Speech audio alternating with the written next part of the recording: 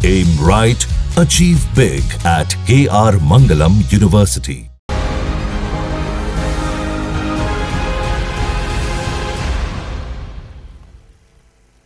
नमस्कार, बहुत स्वागत आप सभी का। आप देख रहे हैं आपका प्रोग्राम कहानी कुर्सी की। मैं हूं सौरभ शर्मा आपके साथ। मेरे साथ प्रोग्राम में हर्षवर्धन त्रिपाठी जी हैं। स्वागत आपका हर्षवर्धन जी। विजय त्रिवेदी जी आ चुके हैं, बहुत स्वागत सर आपका। एयर कमोडोर एस बैल हमारे साथ हैं, बहुत स्वागत सर आपका। और हमारे साथ समीर चौगांवकर साहब हैं। समीर जी बहुत स्वागत आपका भी। खबरें बहुत सारी हैं। ब्रिक्स समिट ने जॉइंट डिक्लेरेशन, वहां पर सब लोगों ने दस्तखत करते हुए पहलगाम आतंकी हमले की जबरदस्त शब्दों में निंदा की है और आतंकवाद पर बड़ी कठोर शब्दावली का इस्तेमाल किया गया है। और प्रधानमंत्री ने वहां पर कहा कि जो भी देश आतंकवाद प्रायोजित करता हो, ऐसे लोगों पर, ऐसी एंटिटीज पर प्रतिबंध लगाने में दुनिया के किसी देश को संकोच नहीं करना चाहिए।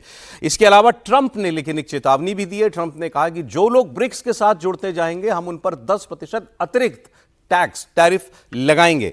चाइना को लेकर एक बड़ी खबर आ रही है फ्रांस के हवाले से। फ्रांस की खुफिया एजेंसियों ने खबर दी है कि चाइना के दूतावासों में दुनिया भर में उनके जरिए विश्व भर में राफेल विमान न खरीदने को लेकर एक माहौल बनाया जा रहा था ऑपरेशन सिंदूर के बाद। इसकी बात भी हम करेंगे। केंद्रीय मंत्री नितिन गडकरी वो कह रहे हैं कि पूरी दुनिया पर तीसरे विश्व युद्ध के बादल मंडरा रहे हैं। इसकी बात भी होगी। बिहार चुनाव से भी बहुत जुड़ी कई खबरें, उनकी चर्चा भी करेंगे। लेकिन पहले एक बार इंटरनेशनल फोरम पर इंडिया और मोदी की डिप्लोमेसी की बात करते हैं। एससीओ समिट में चीन ने जो चाल चली थी, ब्रिक्स सम्मेलन में मोदी ने उसे भेद दिया। पहलगाम आतंकवादी हमले की खुली निंदा की गई। 31 पन्ने 126 पॉइंट्स वाली इस जॉइंट डिक्लेरेशन में पहलगाम आतंकवादी हमले की निंदा की गई है। इससे पहले 1 जुलाई को क्वाड ग्रुप के फॉरेन मिनिस्टर्स की बैठक में भी पहलगाम हमले की निंदा की गई थी। मोदी ने ब्रिक्स के मंच से एक बड़ा साफ संदेश दिया और कहा कि पहलगाम आतंकवादी हमला भारत ही नहीं बल्कि पूरी इंसानियत पर चोट है। आतंकवाद की निंदा हमारा सिद्धांत होना चाहिए, हमारी सुविधा नहीं। आपको बता दें, एससीओ की मीटिंग में पहलगाम हमले का जिक्र नहीं था और इसकी वजह से भारत ने उसकी जॉइंट स्टेटमेंट पर सिग्नेचर करने से इनकार कर दिया था। अब 2 बड़े अंतर्राष्ट्रीय मंचों पर पहलगाम आतंकी हमले का जिक्र होना भारत के लिए एक बड़ी डिप्लोमेटिक कामयाबी है। ब्रिक्स के मंच पर भारत का कद बढ़ा है, लेकिन इससे अमेरिका को प्रॉब्लम है। अमेरिकी राष्ट्रपति ट्रंप ने ब्रिक्स देशों पर एक्स्ट्रा 10% टैरिफ का ऐलान किया है। लेकिन पहले बात कर लेते हैं आतंकवाद पर भारत दुनिया भर के देशों को जिस ओर ले जाना चाह रहा है, हम उसमें कितना कामयाब हो रहे हैं। बैल साहब, ये बात तो सही है कि बड़े सख्त भाषा का इस्तेमाल इस जॉइंट डिक्लेरेशन के अंदर किया गया है। आतंकवाद किसी भी रूप में हो उसकी निंदा होनी चाहिए, उसे सहन नहीं किया जाना चाहिए, ये कहा गया है। क्रॉस बॉर्डर टेररिज्म, ये शब्द भी उसके अंदर इस्तेमाल किए गए हैं। लेकिन मैं देख रहा था कई लोग कह रहे हैं कि इसमें पाकिस्तान का नाम नहीं है। ना ये बताया गया कि जहां हमला हुआ वो भारत की टेरिटरी है। तो मतलब एक कदम रुक गया ब्रिक्स देशों का। देखिए, ज्यादातर देश जो होते हैं वो पाकिस्तान का नाम डायरेक्टली लेना नहीं चाहते हैं, लेकिन भारत के लिए, सौरभ जी जो आप बिल्कुल सही कह रहे थे, शंघाई कोऑपरेशन ऑर्गेनाइजेशन के जो डिफेंस मिनिस्टर की मीटिंग थे, उसमें भारत के साथ जो हुआ था पहलगाम अटैक, उसके बारे में कुछ भी नहीं बोला गया था जॉइंट डिक्लेरेशन के अंदर। लेकिन ये बहुत बड़ी जीत है, हमारे प्रधानमंत्री की बहुत बड़ी जीत है जब उन्होंने ब्रिक्स, और ब्रिक्स क्यों इंपॉर्टेंट है, ब्रिक्स में 49% पॉपुलेशन है विश्व की। ब्रिक्स 40% जीडीपी देता है विश्व को और 25% इंटरनेशनल ट्रेड है। 11 नेशंस हैं और इसके अंदर वो नेशंस हैं जो जनरली पाकिस्तान का साथ भी देते हैं, जैसे यूएई हो गया, सऊदी अरेबिया हो गया, इजिप्ट हो गया, ईरान कभी कभी, ईरान के साथ दुश्मनी भी है लेकिन कभी कभी उनका साथ भी देते हैं जब मुस्लिम नाम आता है। तो कहीं ना कहीं ये बहुत बड़ी जीत थी उसके लिए, इस लिहाज से कि हम इस इशू को cross border movement, terror financing और सेफ हेवन, ये 3 चीजें ऐड कर दी गई हैं और बड़े स्ट्रॉन्ग शब्द हैं। क्रॉस बॉर्डर मूवमेंट कहां होगी, सेफ हेवन कहां होंगे, टेरर फाइनेंसिंग कौन कर रहा है। अब जब ये सारी चीजों को हम देखते हैं तो उससे ये क्लियर हो गया है कि ये पाकिस्तान के लिए ही था, चाहे पाकिस्तान का नाम हो ना हो। इसमें एक और बड़ी चीज हुई है जो पहले शायद इतनी नहीं सीरियसली की जाती थी, और वो चीज थी comprehensive convention on international terrorism को अडॉप्ट किया जाए। ये क्या है ये कॉम्प्रिहेंसिव इंटरनेशनल टेररिज्म के ऊपर कन्वेंशन, ये वो है जो जनरल असेंबली की एक कमेटी है, यूएन जनरल असेंबली की कमेटी, उसके अंदर ये एक ट्रीटी है जिससे क्रिमिनलाइज किया जाएगा आतंकवाद को, और कोई भी funding, safe havens, cross border terrorism हो तो उसके ऊपर रोक लगाई जाएगी। ये कहने के लिए ये बहुत अच्छी ट्रीटी है, लेकिन इसको कहीं ना कहीं शेल्फ कर दिया गया 1996 से, और उसके कंसेंसस नहीं बन रहा, तो कहीं ना कहीं इसका भी डिक्लेरेशन में डालना बहुत ही इंपॉर्टेंट था। और तीसरी चीज आती है पाकिस्तान के ऊपर। पाकिस्तान जो है इस समय वो चेयर कर रहा है यूएन सिक्योरिटी काउंसिल को, ये इसी महीने के लिए है, ये नहीं कि अगले महीने भी करेगा, 1 महीने के लिए, 1 महीने के लिए। और साथ में वो है चेयरमैन जो तालिबान सैंक्शंस कमेटी है, उसका चेयरमैन है, और वाइस चेयरमैन है काउंटर टेररिज्म कमेटी का। तो कहीं ना कहीं इस समय यह डिक्लेरेशन होना, और साथ में वो देश जो उसके साथ रहते हैं, खासकर जब ओआईसी ने भी वो स्टेटमेंट दी थी पहलगांव के बाद, तो यह बहुत इंपॉर्टेंट था कि उस स्टेटमेंट को भी साइड लाइन कर दिया जाए, और भारत की यह बहुत बड़ी जीत है। ओके, ठीक है। अब लेकिन कोई पूछ सकता है कि भाई इस सबसे फायदा क्या, मतलब भारत का हित इससे कैसे सध रहा है? त्रिपाठी जी, आ गया एक जॉइंट डिक्लेरेशन में आतंकवाद का जिक्र, पहलगाम का जिक्र, फिर भी देखिए, अभी जब पहलगाम का हमला हुआ था तो सीधे सीधे युद्ध था, वो कोई ऐसा भर नहीं था कि आतंकवादी आए मार के गए, वो सीधे सीधे चुनौती थी। और सबको ध्यान में है कि उन्होंने कहा कि जाके मोदी को बता देना, धर्म पूछकर हत्याएं हुई, भारत ने उसका अपने तरीके से जवाब दिया। लेकिन इस पूरे ऑपरेशन सिंदूर के दौरान और उसके बाद पाकिस्तान लगातार ये कोशिश करता रहा कि इस पहलगाम के आतंकवादी हमले को पाकिस्तान से न जोड़ा जाए, उसको ऐसे दिखाया जाए कि ठीक है भाई, कुछ लोग हैं, कुछ आतंकवादी हैं जिससे पाकिस्तान भी पीड़ित है, भारत भी पीड़ित है। एससीओ में पाकिस्तान ने वो कोशिश की और चीन के दबाव में बहुत हद तक उसको कामयाबी मिली। भारत ने वहां बहुत कड़ा रुख अपनाया और ज्वाइंट डिक्लेरेशन नहीं हुआ। अब इस वक्त अगर देखें तो यूनाइटेड नेशंस को छोड़ दें, वो कितना रेलेवेंट है ये एक सवाल है। G7, G23, एससीओ, ब्रिक्स और क्वाड, ये बड़े प्लेटफॉर्म्स हैं, बड़े फोरम हैं जहां दुनिया भर के नेता बात करते हैं, और उस ज्वाइंट डिक्लेरेशन के आधार पर आगे उनकी नीतियां तय होती है, आगे वो उसी आधार पर बात करते हैं। ये कोई मतलब ऐसे चौक चौराहे की बात नहीं है कि आप उससे निकल जाएंगे। तो ये जो ज्वाइंट डिक्लेरेशन आया, इसमें जितने देश शामिल थे ब्रिक्स के, वो सब के सब की वो पॉलिसी मानी जाएगी। ये ऐसा नहीं कि सिर्फ ये भारत की नीति, ये पॉलिसी मानी जाएगी। इसमें पहलगाम का जिक्र कराया। जब क्रॉस बॉर्डर की बात कर रहे हैं तो अब या तो चीन को हमने ये कह दिया है या तो पाकिस्तान को कह दिया है। यहां भारत में जो विघ्न संतोषी लोग हैं, जो वाला स्वीकार करना हो स्वीकार कर लें, चाहे तो वो पाकिस्तान मान ले चाहे चीन मान ले। नहीं, मान क्यों ले, नाम कह रहे हैं, नाम नहीं है ना पाकिस्तान। जब तक आप नेम एंड शेम नहीं करेंगे पाकिस्तान को, इस जॉइंट डिक्लेरेशन से क्या प्रॉब्लम है? प्रॉब्लम है ना, क्या? क्रॉस बॉर्डर टेररिज्म जैसे ही भारत कहता है तो क्रॉस बॉर्डर टेररिज्म में सिर्फ और सिर्फ पाकिस्तान है, दूसरा कोई देश है ही नहीं। और मैं फिर कह रहा हूं, नाम ले लेने पे भी क्या हो जाएगा। हमारे जो उप सेना प्रमुख हैं राहुल आर सिंह, उन्होंने कह दिया ना कि हम चीन और सबसे एक साथ लड़ रहे थे। तो क्या यहां लोगों ने मान लिया कि नहीं नहीं हमने चीन को भी पीट दिया? नहीं माना। तो मुझे लगता है जो वर्ग जिस तरह से नैरेटिव चाह रहा है वो करेगा, लेकिन इंटरनेशनल फोरम पे मोदी डॉक्ट्रिन काम कर रही है, बहुत सलीके से काम कर रही। और यहां पर जो मोदी ने बोला है, नरेंद्र मोदी ने जो कहा कि ग्लोबल साउथ को हमेशा डबल स्टैंडर्ड फेस करना पड़ा है।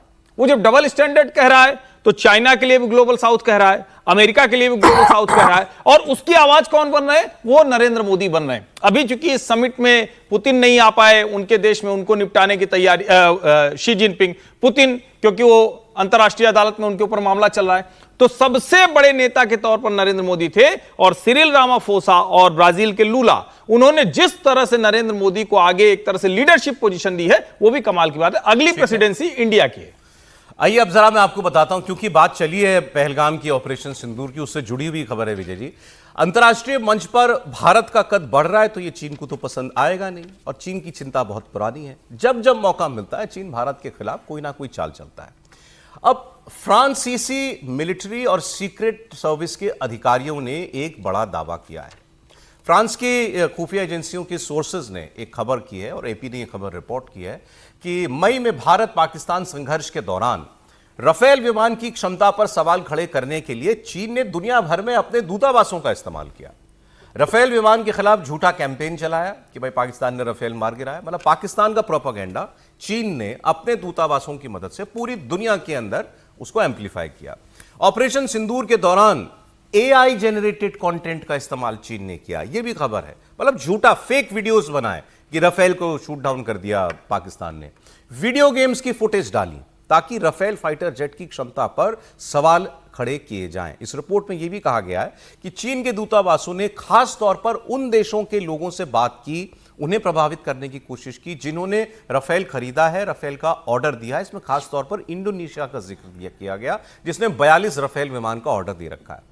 फ्रांस के रिसर्चर्स का दावा है कि पाकिस्तान और चीन इन दोनों ने मिलकर राफेल की इमेज खराब करने की पूरी कोशिश की है ताकि चीन का सामान जो है, चीन का जहाज हो, चीन के और इक्विपमेंट हो, डिफेंस इंडस्ट्री हो, वो ऊपर चला जाए। और फ्रांस की डिफेंस इंडस्ट्री क्योंकि दुनिया भर में बहुत काम करती है, बहुत सामान बेचती है, और केवल इतना ही नहीं कि आप ये केवल इकोनॉमी की बात नहीं है, तो उससे तो जुड़ी है ही है, लेकिन एक हमारे प्रोग्राम में एक दिन चर्चा हो रही थी कि अगर आप किसी देश को रक्षा सामग्री देते हैं तो उस देश के साथ आपके रिश्ते बड़े गहरे हो जाते हैं।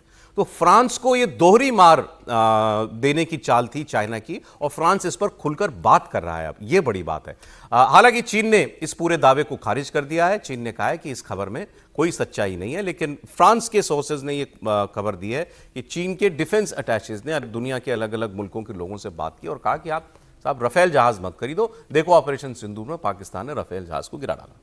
तो ये खेल भी होते हैं। विजय जी, हर्ष जी कुछ कहना चाहते हैं? हाँ, आप मतलब फ्रांस जो कह रहा हो तो ठीक है, वो व्यक्ति का नाम भी नहीं लेगा, लेकिन राफेल के खिलाफ सबसे बड़ी कैंपेन तो हमारे नेता प्रतिपक्ष जी ने की। राफेल खरीदने से लेकर, कितने राफेल गिर गए से लेकर, जब हम युद्ध में थे तो भारत को कमतर दिखाने की कोशिश से लेकर, हम फिर कह रहे हैं कि ये सब युद्ध में होता ही है, ऐसा थोड़ी नहीं कि नहीं गिरेगा, उनकी डील है भैया, वो समझें। लेकिन जिस वक्त हमारे पास राफेल थे, और आपने कहा कि रिश्ते जुड़ते हैं, फ्रांस से हमारे रिश्ते बहुत अच्छे हैं, ऐसे में हमारे नेता प्रतिपक्ष ने कोई चीन और पाकिस्तान से कम थोड़ी ना राफेल के खिलाफ। अब ये खबर भी, ये इस खबर से ही ऐसे लोगों को कुछ और समझ मिले तो बात है कि भाई ये कितना बड़ा प्रोपेगेंडा है और हम इस प्रोपेगेंडा का हिस्सा बन जाते हैं, समझी में ना समझी में जैसे भी। भाई वो पूरा देश चाइना लगा हुआ है कि इस खबर को दुनिया भर में फैलाओ कि भाई पाकिस्तान ने राफेल मार दिया।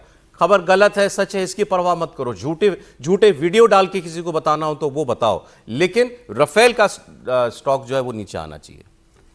देखिए, दो तीन बातें बहुत महत्वपूर्ण है। एक तो ये कि जो ब्रिक्स में स्टेटमेंट आया, जॉइंट स्टेटमेंट आया, उसको मैं वहाँ से देखता हूँ जब 2000 में पार्लियामेंट पर अटैक हुआ, उस ज़माने में कांधार हुआ और भारत आतंकवाद का शिकार था, और उसके बाद पाकिस्तान, अमेरिका में जब वो 9/11 हुआ जी, उस समय वाजपेयी जी पूरी दुनिया को कहते थे कि भाई आतंकवाद पूरी दुनिया के लिए खतरा है, और तब दुनिया के देश कहते थे ये लॉ एंड ऑर्डर की प्रॉब्लम है आपकी, ठीक है।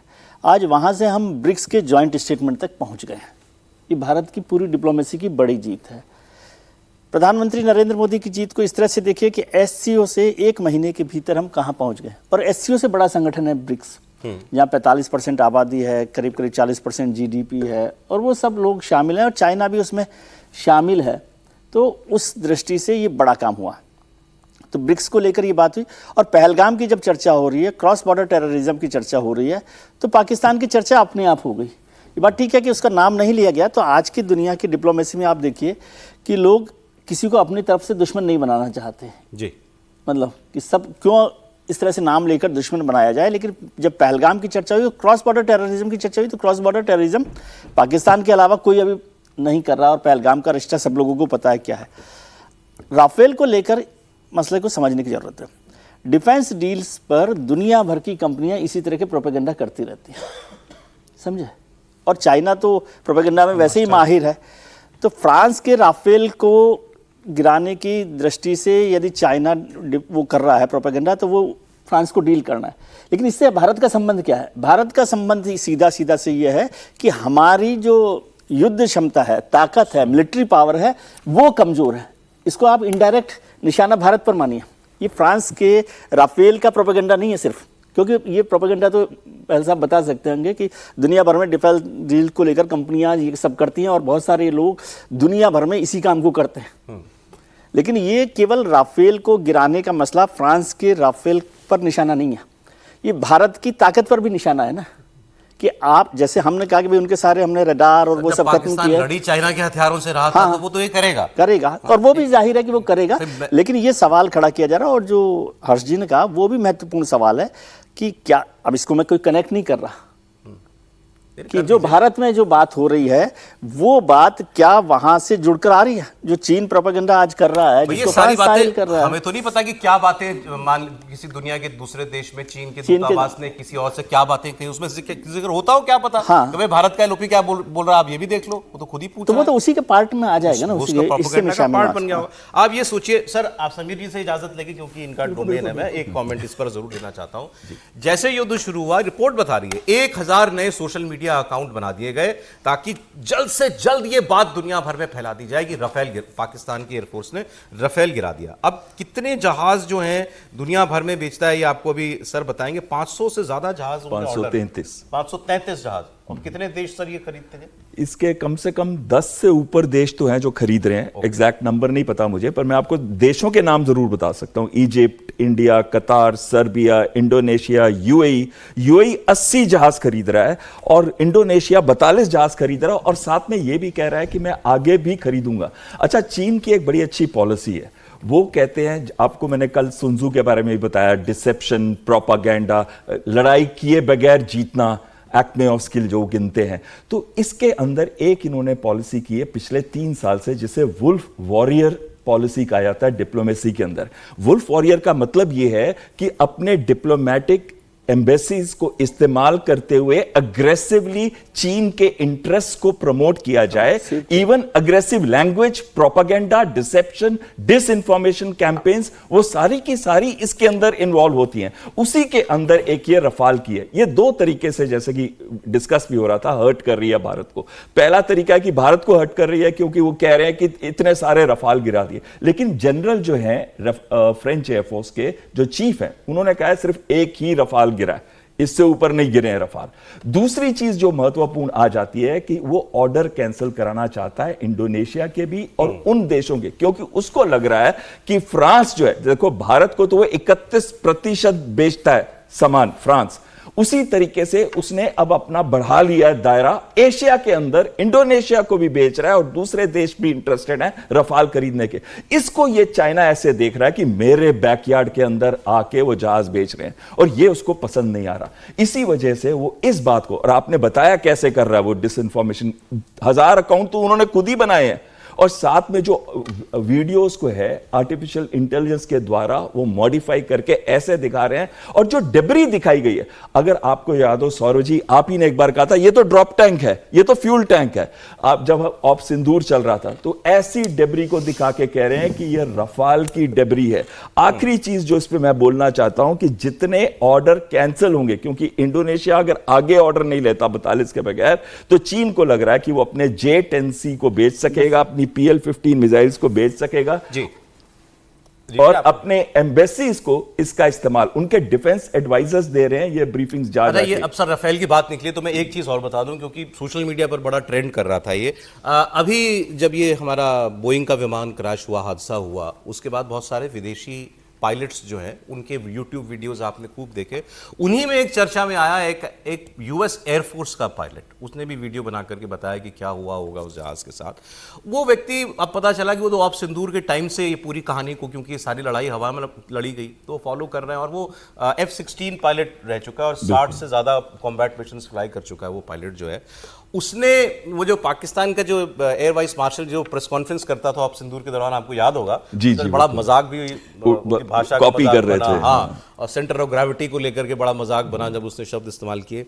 तो जब उसने उस व्यक्ति का मजाक उड़ाते हुए कहा कि ये एयर मार्शल रैंक का आदमी, और ये प्रेस कॉन्फ्रेंस में दुनिया को ये बता रहा है कि ये देखो इतने ब्लिप थे हमारी रडार पर, ये सारे ब्लिप गायब हो गए। आपने भी एक बार समझाया था कैसे हम कैसे पता कैसे करते हैं कि भाई कोई किल हुआ, हमने कोई जहाज गिराया, कोई ड्रोन गिराया, कोई मिसाइल जानकारी मिलती, तो रडार पे पता चलता है या डेब्री मिलेगी। तो उसने पूछा सबूत कहां है? तुम कहते हो मैंने 5 जहाज गिरा दिए भारत के, कहां है? कोई तो प्रमाण दो। ये प्रमाण है तुम्हारा कि मेरी ब्लिप पर था और गायब हो गया। फिर उस व्यक्ति ने जो खबर आप सबने देखी, हमारे यहाँ चर्चा में हुई कि भारत ने कैसे डमी एयरप्लेन्स इस्तेमाल किए थे इस दौरान, बिल्कुल, जो वही वैसे ही सिग्नेचर एमिट करते थे जो किसी जहाज का होता है। उसने कहा कि वो डमी जहाज को मार के क्लेम कर रहा है पाकिस्तान की ओरिजिनल किल हुआ, तो वो ये 4 जहाज 5 जहाज जो गिरा दिए, ये सब वहां से आ रहा है। देखिए, रफाल में एक स्पेक्ट्रा सिस्टम है इलेक्ट्रॉनिक वॉरफेयर का, उसके साथ साथ इन्होंने जो डमी जहाज टो करते हुए फाइबर ऑप्टिक्स, ये सब आज फ्रांस वाले खुद भी बता रहे हैं, टो करते हुए जो उसके पीछे डमी जहाज उड़ता है, जो उसी टाइप की ही फ्रीक्वेंसीज पे एमिट करता है कि ऐसे लगता है वो अपने साथ लेके टो करके। ये आज फ्रांस के मीडिया में बात आ रही है। देखिए, हमारी मीडिया में हमने कहा था कि हमने दूसरे डिकॉयज को किया है, अब फ्रांस के मीडिया में यह बात आ रही है कि ये डिकॉय जो था ये इसके टो करके जा रहा था, और जो भी मिसाइल आएगी इस पे लगेगी, ना कि रफाल के ऊपर। और ये चीज एक्सप्लेन कर रहे हैं फ्रेंच वाले, वो ये बता रहे हैं कि रफाल नहीं गिरे हैं, ये डिकॉयज गिरा के आ रहे हैं। और इस डिकॉयज बहुत ही एडवांस्ड इलेक्ट्रॉनिक्स का इस्तेमाल करते हैं, जिससे लगता है कि फाइटर जहाज की तरह उनका एक रेडार के ऊपर पिक्चर आती है। समीर जी को बहुत देर इंतजार कराया, सॉरी सर। लेकिन अब सर सवाल ये है, जो बात यहां से शुरू हुई थी लेकिन यहां पहुंचते पहुंचते रुक गई, तो अब मैं वहां से फिर शुरू कर रहा हूं। हम लोग क्यों इस प्रोपेगेंडा का हिस्सा बन जाते हैं? हमारे यहाँ के लोग क्यों बन जाते हैं? हमारे एलओपी ने क्या नहीं पूछा राफेल के बारे में, और पता लग रहा है चाइना वो प्रोपेगेंडा कर रहा है उसको लेकर के। सर, विपक्ष के नेता की अगर आप बात कर रहे हैं तो सिर्फ राफेल के ही क्यों? ऐसा कौन सा मुद्दा है, उससे कौन सी बात है जो राहुल गांधी ने नहीं उठाई, और जब उनको नहीं उठानी चाहिए थी कांग्रेस को? हर बार मामले को लेकर, राफेल के मामले पर राहुल गांधी बोलते रहे कि इसमें बहुत बड़ा करप्शन हुआ है। जब सुप्रीम कोर्ट से फटकार पड़ी, जब सुप्रीम कोर्ट ने क्लीन चिट दे दी, तो राहुल गांधी फिर शांत होते, फिर कांग्रेस माफी मांगती है। इसके पहले चीन को लेकर जब डोकलाम में हुआ तो राहुल गांधी कहते हैं कि पिटाई की है सैनिकों की, तब राहुल गांधी, जब सेना ने कहा तब राहुल गांधी को फिर शांत होना पड़ा। तो राहुल गांधी तो अपने जो सलाहकारों से जो बात मिल जाती है, और किस तरीके से देश को बदनाम करना है, फिर आप चीन के अधिकारियों से मिलने चले जाते हो, बंद कमरे में क्या बैठक होते वो आपको बताते नहीं हो कि आप चीन के लोगों से आपने क्या बात की है। तो राहुल गांधी का जो व्यवहार रहा है शुरुआत से लेकर, और ये लग रहा था कि अब जो विपक्षी नेता बन गया तो उनके व्यवहार में परिवर्तन आएगा, थोड़े मैच्योर हो जाएंगे, उनकी स्थिति भी वही है। पहलगाम के बाद भी उन्होंने सेना का शौर्य की जिक्र करने के बजाय, सेना का साथ देने के बजाय, 140 करोड़ भारतीयों के साथ सेना के हिम्मत बढ़ाने के बजाय उन्होंने सीधा प्रश्न पूछना शुरू कर दिया कि भाई हमारे कितने विमान गिर गए, हमारे 4 विमान गिर गए, सरकार ये बता नहीं रही है। आप सरकार से कहने लगे कि भाई आप पार्लियामेंट सेशन बुला लो, स्पेशल सत्र बुला लो, जबकि सर्वदलीय बैठक प्रधानमंत्री ने बुलवा ली थी, वहां फीडबैक दे दिया गया, आपके अध्यक्ष वहां पर गए, लेकिन आपको फिर भी चाहिए कि नहीं एक स्पेशल सेशन बुला लिया जाए। तो राहुल गांधी और कांग्रेस, खास तौर से, बाकी छोटे दलों को तो कोई जिक्र नहीं है, एक राष्ट्रीय पार्टी, और वो खुद सत्ता में लंबे समय से तक रही है। चीन का युद्ध उसने लड़ा है, उनकी सरकार जब रही, चीन के युद्ध आप लड़ते हो, पाकिस्तान का युद्ध आपने लड़ा है, आतंकवादी गतिविधियां जो भी है कांग्रेस के समय हुई है, कांग्रेस भी उसका भुक्तभोगी रहा है। ऐसे समय में आप अगर सॉफ्ट होकर सरकार से आप कठोर प्रश्न पूछते हो और जो विरोधी है उनके प्रति आप सॉफ्ट होते हो, तो ये बता रहा है कि कांग्रेस का एटीट्यूड क्या है। लेकिन बात 2 महीने पुरानी हो गई। लेकिन एक बात मैं प्रधानमंत्री मोदी के ब्रिक्स के संबंध में कहना चाहता हूं, वो सबसे इंपॉर्टेंट बात यह है कि देखिए, प्रधानमंत्री मोदी ने वहां वैश्विक संस्थाओं को बहुत मतलब आईना दिखाया है। उन्होंने बहुत स्पष्ट बोला है कि 20वीं सदी की वैश्विक संस्थाएं जो बनी है वो 21वीं सदी की चुनौतियों का सामना नहीं कर सकती। उन्होंने बहुत स्पष्ट कहा कि भाई 20वीं सदी के टाइपराइटर 21वीं सदी के सॉफ्टवेयर से काम नहीं चल सकता है। तो जब एआई का युग है, हर 15 दिन में टेक्नोलॉजी अपडेट हो रही है, तो 80 साल पुरानी संस्थाओं को अपडेट होने की जरूरत है। तो मुझे लगता है कि उन्होंने दुनिया को और वैश्विक संस्थाओं को एक संदेश दिया है और साफ कहा है कि जिस ढर्रे पे आप काम कर रहे हो उस ढर्रे से दुनिया का भला नहीं होने वाला है। आपको आगे आना होगा, नई चीजें जोड़नी होगी, संसाधन रिसर्च पे पैसा लगाना पड़ेगा, और दूसरे देशों को जो इसमें एक बड़ी भूमिका निभा सकते हैं उनको भी आपको स्पेस देनी होगी। सर, जिस दौर में पाकिस्तान सिक्योरिटी काउंसिल का चीफ बन जाए, चाहे कितनी भी दिन के लिए, मैं कह रहा हूं ये कंट्राडिक्शन ये भी तो है ना। और कॉम्बैट टेररिज्म के खिलाफ क्या गाना है सर? देख तेरे संसार की हालत क्या हो गई भगवान। पाकिस्तान का असल चेहरा एक बार फिर आपको बताते हैं, और ये पाकिस्तान के लोग अगर कभी सुन पाए इस चर्चा को तो सुने। कारगिल में मारे गए जिस पाकिस्तानी कैप्टन को पाकिस्तान की सेना ने उस वक्त 99 में स्वीकार करने से, पहचानने से ही इनकार कर दिया था, अब उसको हीरो बना रहा है आसिम मुनीर। पाकिस्तानी कैप्टन शेर खान की मौत के 26वें साल पर उसे कौम का बड़ा बहादुर सिपाही बताया गया। खबर में लिखा है कि Asim Munir and other senior officers paid heartfelt tribute to captain colonel Sher Khan Shaheed on occasion of his 26th martyrdom anniversary. अब ये वो कैप्टन कर्नल शेर खान है जिसकी बहादुरी के बारे में भारत के अफसर ने बताया था। पाकिस्तान के लोगों, पाकिस्तान की सेना को। ऐसा होता है जब आप जंग लड़ते हैं, तो अगर आप देखते हैं कि मेरा ये दुश्मन बहुत बहादुरी से लड़ा है, तो कई बार उसकी गैलेंट्री की बात जो है आप ही बता देते हैं, ताकि पता तो चले उसके देश को कि तुमने भेजा था एक आदमी, इसको भले ही ये मर गया लेकिन लड़ा अच्छे से था। इस आदमी को एक्नॉलेज करने से पाकिस्तान ने मना कर दिया। खबर यह है कि उस वक्त सीधी बात तो होती नहीं थी भारत और पाकिस्तान की, तो एम्बेसी वॉशिंगटन में जो एम्बेसी थी उसके जरिए खबरें दी जाती थी एक दूसरे को, तो वहां से ये कन्वे किया गया था कि भाई आपके ऑफिसर्स की डेड बॉडी हमारे पास है, कारगिल की लड़ाई चल रही है और आप उसको ले लो। और पाकिस्तान ने उसको मानने से इनकार कर दिया कि नहीं, हमारा तो कोई आदमी वहां है ही नहीं। फिर एक ऑफिशियल रिलीज जारी हुई भारत की एम्बेसी से, जिसमें ये कहा गया कि पाकिस्तान को अच्छी तरह मालूम है कि हम किन ऑफिसर्स की बात कर रहे हैं, और क्योंकि हमने तो नाम दिए और वो उसके ही हैं, लेकिन वो उनको मानने से इनकार कर रहा है। ये बताता है कि इसको अपने लोगों से, अपनी सेना, अपने सैनिकों से क्या लगाव है या कितना लगाव है। फिर उसके बाद हुआ ये कि जब ये दुनिया भर में खबर छपी होगी, बड़ी होगी, तो उसके बाद रेड क्रॉस के जरिए पाकिस्तान ने, सीधे हमको नहीं कहा, रेड क्रॉस के जरिए कहा, भारत को मैसेज करवाया कि वो कुछ ऑफिसर्स की बॉडीज़ की बात कर रहे थे, तो अगर वो तैयार हैं तो आप लेकर के उनको वो बॉडीज़ हमको दे दीजिए। तो भारत ने कहा कभी नाम बताओ ना, तुम्हें किसकी बॉडी चाहिए, तुम तो जानते हो तुमने किसको भेजा, कहाँ भेजा था, तुमको मालूम है, नाम बताओ। उसने कभी नाम नहीं बताया और ये बॉडीज हैंडओवर नहीं हुई। कैसे कर देते? जब आप ऑफिशियली नाम बताकर मांगोगे ही नहीं शब्द, तो कैसे कोई देश दे देगा? ये है पाकिस्तान। और आज उस व्यक्ति की बहादुरी के कसीदे पढ़ रहा है आसिम मुनीर पाकिस्तान में। उस वक्त भी तो सर्विस में रहा होगा ना आसिम मुनीर सर? बिल्कुल, आसिम मुनीर उस समय भी सर्विस पे था। और जब ये पाकिस्तान ने किया था कारगिल, द्रास और बटालिक सेक्टर के अंदर इंग्रेस, तो उनके रेगुलर सोल्जर्स भी थे उसके अंदर, NLI नॉर्दर्न लाइट इन्फेंट्री के सोल्जर्स भी थे, और कैप्टन शेर खान उनमें से एक था जिसने टाइगर हिल के ऊपर बहुत बहादुरी से लड़ते हुए उसने अपनी जान दी थी।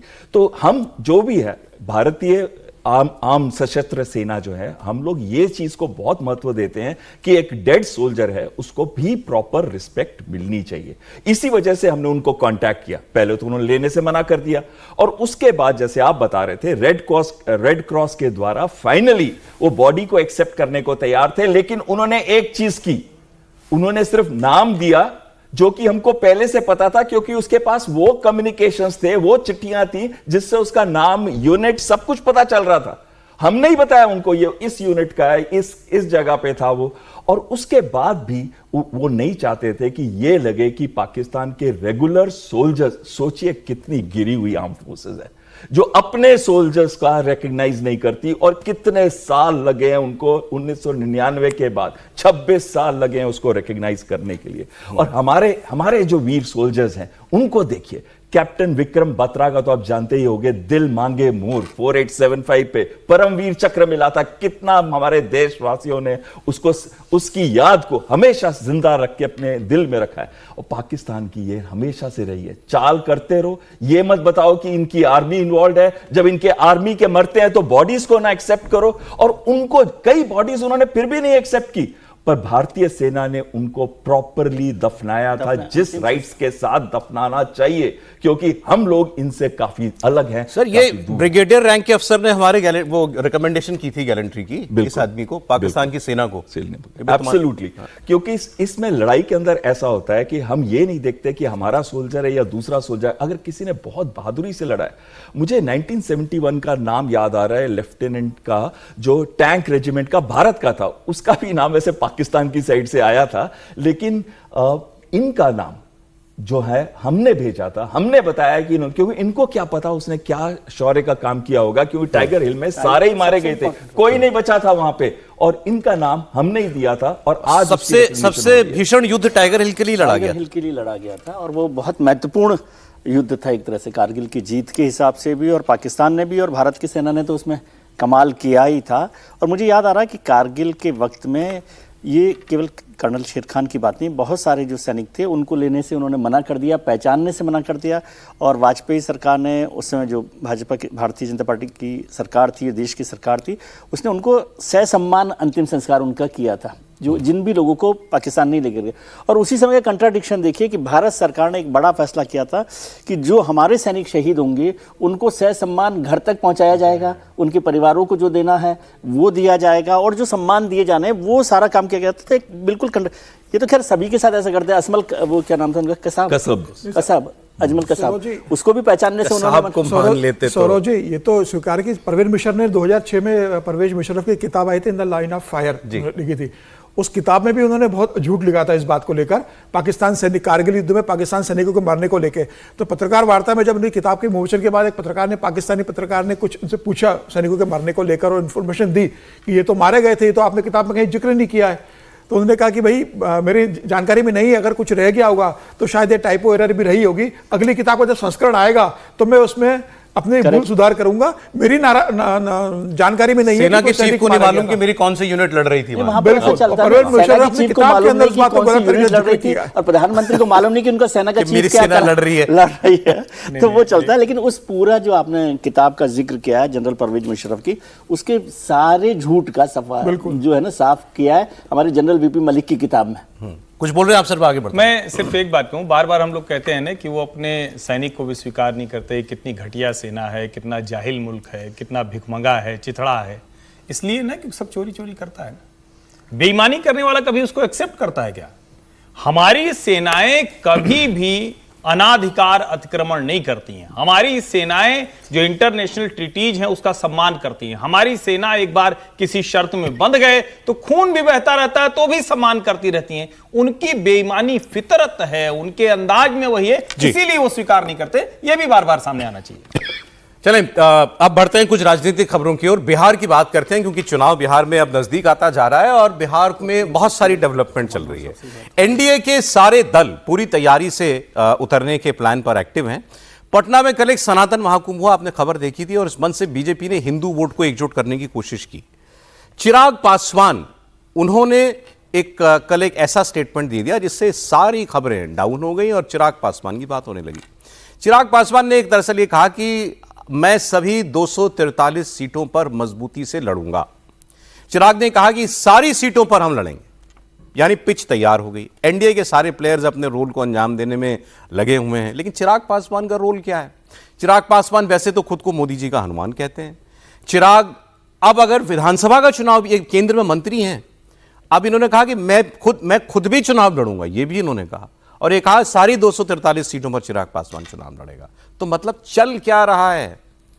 चिराग पासवान, पहले तो ये कंफ्यूजन कल से चल रही है कि चिराग पासवान ने क्या ये कहा कि मेरे क्या पार्टी सारे बिहार की सारी सीटों पर कैंडिडेट देगी, या उनका कहने का मतलब ये था कि भाई चिराग पासवान हर सीट पर अपने गठबंधन के उम्मीदवार को लड़ाने के लिए ऐसे लड़ेगा जैसे चिराग पासवान खुद लड़ रहा हो हर सीट पर। और फिर तीसरी बात, ये खुद चुनाव लड़ेंगे क्या? तो पहले इनकी बात सुनिए। बार बार यह सवाल पूछा जाता है कि क्या चिराग पासवान विधानसभा का चुनाव लड़ेगा। तो जब ये लोग ये सवाल पूछते हैं कि क्या चिराग पासवान विधानसभा का चुनाव लड़ेगा, तो आज सारण की इस पावन धरती से आप सबके सामने मैं ये कह के जाता हूं कि हां, मैं चुनाव लड़ूंगा। हाँ, चिराग पासवान चुनाव लड़ेगा। तो मैं ये भी आप लोगों को बताऊं कि चिराग पासवान 243 सीटों पे चुनाव लड़ेगा। हर सीट पर चिराग पासवान बन के चुनाव लड़ूंगा। आज हमारे बिहार में जिस तरीके से कानून, जिस तरीके से लॉ एंड ऑर्डर की परिस्थितियां हैं, आए दिन जिस तरीके से बिहार में हत्या, अपहरण हो रही है, ये हम सब के लिए चिंता का विषय है। और मेरे लिए भी ये चिंता का विषय है कि मैं जिस सरकार का समर्थन कर रहा हूं वो सरकार सुशासन के लिए जानी जाती है।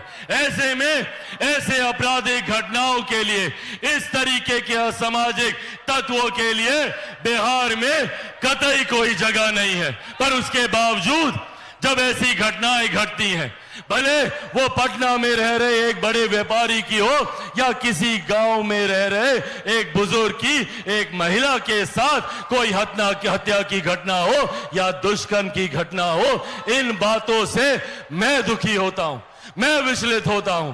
और जिस सरकार का मैं समर्थन करता हूं, अगर उसमें ऐसी घटनाएं होती हैं तो ये हम सब के लिए चिंता का विषय है। चिराग पासवान ने जो दोनों बातें कही, दोनों में बड़ी खबर है। पहले उनके बयान का क्या मतलब निकालें, हाँ मैं सारी 243 सीटों पर चिराग पासवान बनकर लड़ूंगा, कहना क्या चाहते हैं, मतलब गठबंधन के लोगों को मजबूती दूंगा, ये कहना चाह रहे हैं, या खुद चुनाव लड़ेंगे तो अभी केंद्र में मंत्री हैं, बिहार में मुख्यमंत्री की वैकेंसी नहीं है, तो क्यों चिराग पासवान विधायक बनने के लिए तो चुनाव लड़ेंगे नहीं? तो क्या डिप्टी सीएम के बारे में सोच रहे हैं? कुछ ऐसी चर्चा हुई है क्या इनकी? इस पर हम लोग बात करेंगे। दूसरा, जो ये मर्डर हुआ, गोपाल खेमका इंडस्ट्रीज का मर्डर जो हुआ बिहार में, उस पर बोल रहे थे कि भाई लॉ एंड ऑर्डर अगर नहीं है तो कुछ नहीं है, और मेरी सरकार का तो ये अच्छा काम रहा है कानून व्यवस्था पर, लेकिन अब स्थिति खराब होती जा रही है। दोनों पर जरा बात कर लेते हैं। पहले त्रिपाठी जी, क्या कहना चाह चिराग पासवान ने? लोग में कन्फ्यूजन है। नहीं, देखिए, कन्फ्यूजन तो खुद चिराग पासवान में भी है, लेकिन यह अवसर ऐसा था कि उन्होंने ऐसे बोला कि दोनों संदेश जाए। एक तो ये कि उनको अपनी पार्टी को किसी भी तरह से रेलिवेंट बनाकर रखना है। पूरे बिहार में इनकी पार्टी रेलिवेंट है नहीं, 6 से 7% की पार्टी है कुल जमा। पिछली बार 5.65 ऐसे उनका वोट प्रतिशत था। उनकी भूमिका क्या है? उनकी भूमिका है कि जहां भी पासवान समाज का वोट है या उनसे जुड़े जो रामविलास पासवान को मानने वाले लोग हैं, वो एक ताकत के तौर पर उनके साथ खड़े रहें, जिससे कि वो जिस भी गठबंधन का हिस्सा हो उसमें वो एक बार्गेनिंग पावर है। नंबर 1। नंबर 2, ये नीतीश कुमार ने चिराग पासवान को बहुत अपमानित किया है। चिराग पासवान ने नीतीश कुमार को कोई कसर नहीं छोड़ी है। 2020 का विधानसभा चुनाव, उसके पहले उसके बाद हर वक्त वो भी एक चिराग पासवान के मन में है, और मुझे लगता है कि उनको पता है कि नीतीश कुमार किसी भी कीमत पर जो एलजेपी रामविलास पासवान है उसको हिस्सा ज्यादा नहीं देना चाहेंगे एनडीए में सीटों का। तो वो एक बार्गेनिंग पावर उनकी रहे, और अगर वो बार्गेनिंग पावर नहीं होती है तो ज्यादातर सीटों पर चुनाव लड़कर नीतीश कुमार को और डैमेज कर सकते हैं। ये एक चीज है। तीसरी जो सबसे बड़ी बात है, जब चिराग पासवान को हम कहते हैं कि वो विधायक लड़ेंगे तो क्या बनेंगे, देखिए, वो कुछ भी लड़ेंगे तो क्या करेंगे उनको अपनी हैसियत पता है। चिराग पासवान अपने से नेता नहीं हैं, इसको बहुत स्पष्टता से समझना चाहिए। चिराग पासवान को एक विरासत मिली है, और संयोगवश नरेंद्र मोदी, अमित शाह जैसा प्रचंड, एक जिसको कहते हैं कि शानदार ताकत वाला एक कार्यकाल है, जिसमें वो अपनी भूमिका हनुमान वाली रखते हैं, जिससे कि कल को कुछ भी हो उनको मैनेज किया जाए। पहले तो ये बताइए, क्या उस बात से आपको क्लियर हुआ क्या वो चुनाव लड़ेंगे? नहीं लड़ेंगे। नहीं लड़ेंगे? ना ना ना, ना। इसका, इस बयान का ये मतलब नहीं एकदम साफ मतलब है कि सब जगह प्रचार करेंगे। अच्छा। सब जगह पार्टी को खड़ा करेंगे, कतई नहीं लड़ेंगे चुनाव। एकदम सवाल ही नहीं उठता है, ये स्पष्ट है। तो अब आप दूसरी बात जो आप कह रहे थे, क्यों है इनको, मतलब इतना दबाव क्यों बनाना पड़ रहा है? नहीं, दबाव दोनों वजह से। मोदी जी तो गले लगाते हैं इनको। नहीं, मोदी जी गले लगाते हैं, लेकिन 2020 में भी कहां नीतीश कुमार को दबा के इनको सीटें दिलवा पाए। मोदी जी गले लगाते हैं तो मोदी जी के लिए नीतीश कुमार भी तो बड़े महत्वपूर्ण है, इतने महत्वपूर्ण है कि उनको भूल जाता है। इनकी अदावत अभी भी चल रही है, इनकी और नीतीश कुमार की। मतलब मुझे लगता है कि राजनीति में तो वो रुकती ही नहीं है ना। राजनीति में प्रेम और जिसको कहें कि दुश्मनी, वो दोनों एक साथ चलती है। और इनकी दुश्मनी तो इसलिए भी नहीं, सचमुच इनको इररिलेवेंट कर दिया। आप सोचिए, एक विधायक जीता था, एक विधायक। आप गठबंधन से अलग लड़ोगे तो फिर यही होगा ना। लेकिन गठबंधन में अगर सीटें मिल जाती तो लड़ते हो। देखिए, 2020 में चिराग पासवान को 36 सीटें एनडीए ने कहा था भाई देने के लिए, ये तैयार नहीं हुए चिराग पासवान, और एनडीए से चुनाव अलग लड़ा इन्होंने। 42 सीटों पे भी तैयार 36 पे नहीं हुए थे, 42 सीटों पे इन्होंने पार्टी को हरवा दिया। 36 पे जेडीयू को हरवाया, 4 पे वीआईपी को हरवा दिया, 1 पे हमको और 1 पे भारतीय जनता पार्टी को। 42 सीटों का नुकसान हुआ था। आज उनके पास वो ताकत है बताने के लिए कि भाई 2020 में मैं अलग लड़ा था, न मैं महागठबंधन का हिस्सा था, न मैं एनडीए का था, और मैंने 42 सीटों पर आपको हरवा दिया, नीतीश कुमार को तीसरे नंबर की पार्टी बना दिया। भले ही मेरा एक विधायक जीता, लेकिन 5.5% का वोट बैंक में लेकर गया वो विधायक, भले ही बाद में जनता दल यूनाइटेड के अंदर शामिल हो गया था। अब उनकी बार्गेनिंग सीधे सीधे, वो खुद चुनाव नहीं लड़ेंगे, वो केंद्र में मंत्री है, लेकिन वो एनडीए को सीधा सीधा संकेत दे रहे हैं कि भाई 2020 में मैंने क्या किया था, आपका हाल आप देख चुके हो, मुझे इस बार गठबंधन के अंदर कम से कम 40 सीटें चाहिए। ऐसी धमकियां इस बीजेपी के साथ तो नहीं चल नहीं तो, लेकिन आप नहीं मानोगे तो आपके सामने दोहरी चुनौती है। एक प्रशांत किशोर जमीनी स्तर पर अलग काम कर रहे हैं, नीतीश कुमार कमजोर हो चुके हैं, और 2020 में आपने परिणाम देख लिया है ना, चिराग पासवान को अलग करके। और चिराग पासवान तो कहते हैं कि भाई मैं अकेला इंडिया का सदस्य जो 100% परफॉर्म आप कह रहे हैं बीजेपी को ज्यादा जरूरत है इनकी? नहीं, जरूरत देखिए, अब बिहार में आपको सरकार बनाना है तो चिराग पासवान को आप छोड़ के कैसे चलोगे? आपको लेना ही पड़ेगा ना। बीजेपी की तो राजनीति रही है गठबंधन की कि आप छोटे छोटे दल को लो, आप उपेंद्र कुशवाहा को जोड़ो, आप चिराग पासवान को जोड़ो, आप चिराग पासवान की प्रेशर पॉलिटिक्स है। निश्चित रूप से वो चुनाव नहीं लड़ेंगे, लेकिन वो ज्यादा सीटें लेने की कोशिश करेंगे। एक कमेंट करें जरा दूसरी खबर बिहार की, चिराग पासवान क्या चाहते हैं? चिराग पासवान एक तो रेलेवेंट बना रहना चाहते हैं यहाँ पर, और भारतीय जनता पार्टी की जरूरत भी है वो इस चुनाव में पिछले चुनाव से ज्यादा जरूरत है। ओके। क्योंकि नीतीश कुमार जी को लेकर यदि पार्टी सोचती है कि भाई वो बहुत अच्छा परफॉर्म नहीं कर पाएंगे, तो कोई ना कोई उनको साथ में चाहिए, और वो चिराग पासवान की पार्टी कर सकती है। और आप कहें कि नहीं 36 पे नहीं माने थे तो 42 पे तो उन्होंने हरा दिया था अकेले, तो कमजोर समझ रहे हैं आप उनको।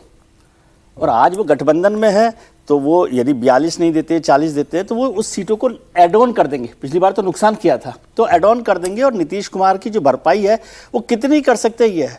और उन्होंने जो बयान दिया है उसका मतलब ये नहीं है कि पासवान ही वोट है ना इनका। हाँ, पासवान वोट कितना है? 6% है। दलितों में 6% है। 6% है, तो वो तो 3% पर मुख्यमंत्री बने हुए हैं। नहीं सर, ऐसा नहीं। अगर खाली पासवान वोट होता तो 42 सीटों पे बीजेपी को हरा नहीं पाते। और वोट भी उनके पास है, और उन्होंने कहा कि मैं जनरल सीट से चुनाव लड़ूंगा। जनरल सीट से लड़ेंगे। हाँ, हो सकता है कि वो चुनाव लड़े, लेकिन उनकी पार्टी 243 सीटों पर चुनाव लड़ेगी ऐसा नहीं है। उन्होंने कहा कि मैं सबके लिए, मतलब चिराग पासवान वहां पर सब जगह रहेगा, तो वो एनडीए गठबंधन के लिए भी वहां रहेंगे। ये भी तो सकता है बीजेपी ताकत दे रही हो चिराग पासवान को। हाँ। चिराग पासवान इतना बोल रहे हैं, तो हो सकता है बीजेपी का सपोर्ट हो और बाद में नीतीश की सीटें काट के वही बात है, नीतीश की सीटें कम करने के लिए भी तो नीतीश की सीटें कम करने के लिए ये बड़ा खतरा मोल लेने वाला काम है कि आप ऐसा दबाव बनाएं इस वक्त चुनाव से पहले गठबंधन पर। नहीं, केवल वो अकेले दबाव नहीं बना रहे ना, आप तो बहुत उनको वो कर रहे हैं। कोई और भी तो होगा, हनुमान के साथ कभी तो शक्ति होती है ना राम की। कि चिराग पासवान किसी भी स्थिति में भारतीय जनता पार्टी पर दबाव नहीं। ये बड़ी महीन बात फिर कह गए। हाँ, वही तो है, उसी का हिंदी अर्थ मैंने बताया कि चिराग पासवान बीजेपी पर किसी भी स्थिति में दबाव नहीं बनाते हैं। इतना नहीं बनाते हैं कि उनका बंगला छूट जाता है, इतना नहीं बनाते हैं कि उनके चाचा पार्टी लेके भाग जाते हैं, लेकिन बीजेपी पर दबाव नहीं बनाते कि उनको पता है सब कुछ यहां से मिल जाता है। तो जो इनको बीजेपी पर दबाव नहीं बनाते, बीजेपी उनके माध्यम से दबाव बनाती है। जेडीयू के हिस्से का ही जाएगा इनको, बिल्कुल। हाँ, ठीक है, चलिए आगे। एक बिहार में जो दूसरा झगड़ा चल रहा है, बड़ा झगड़ा है ये वोटर लिस्ट रिवीजन का।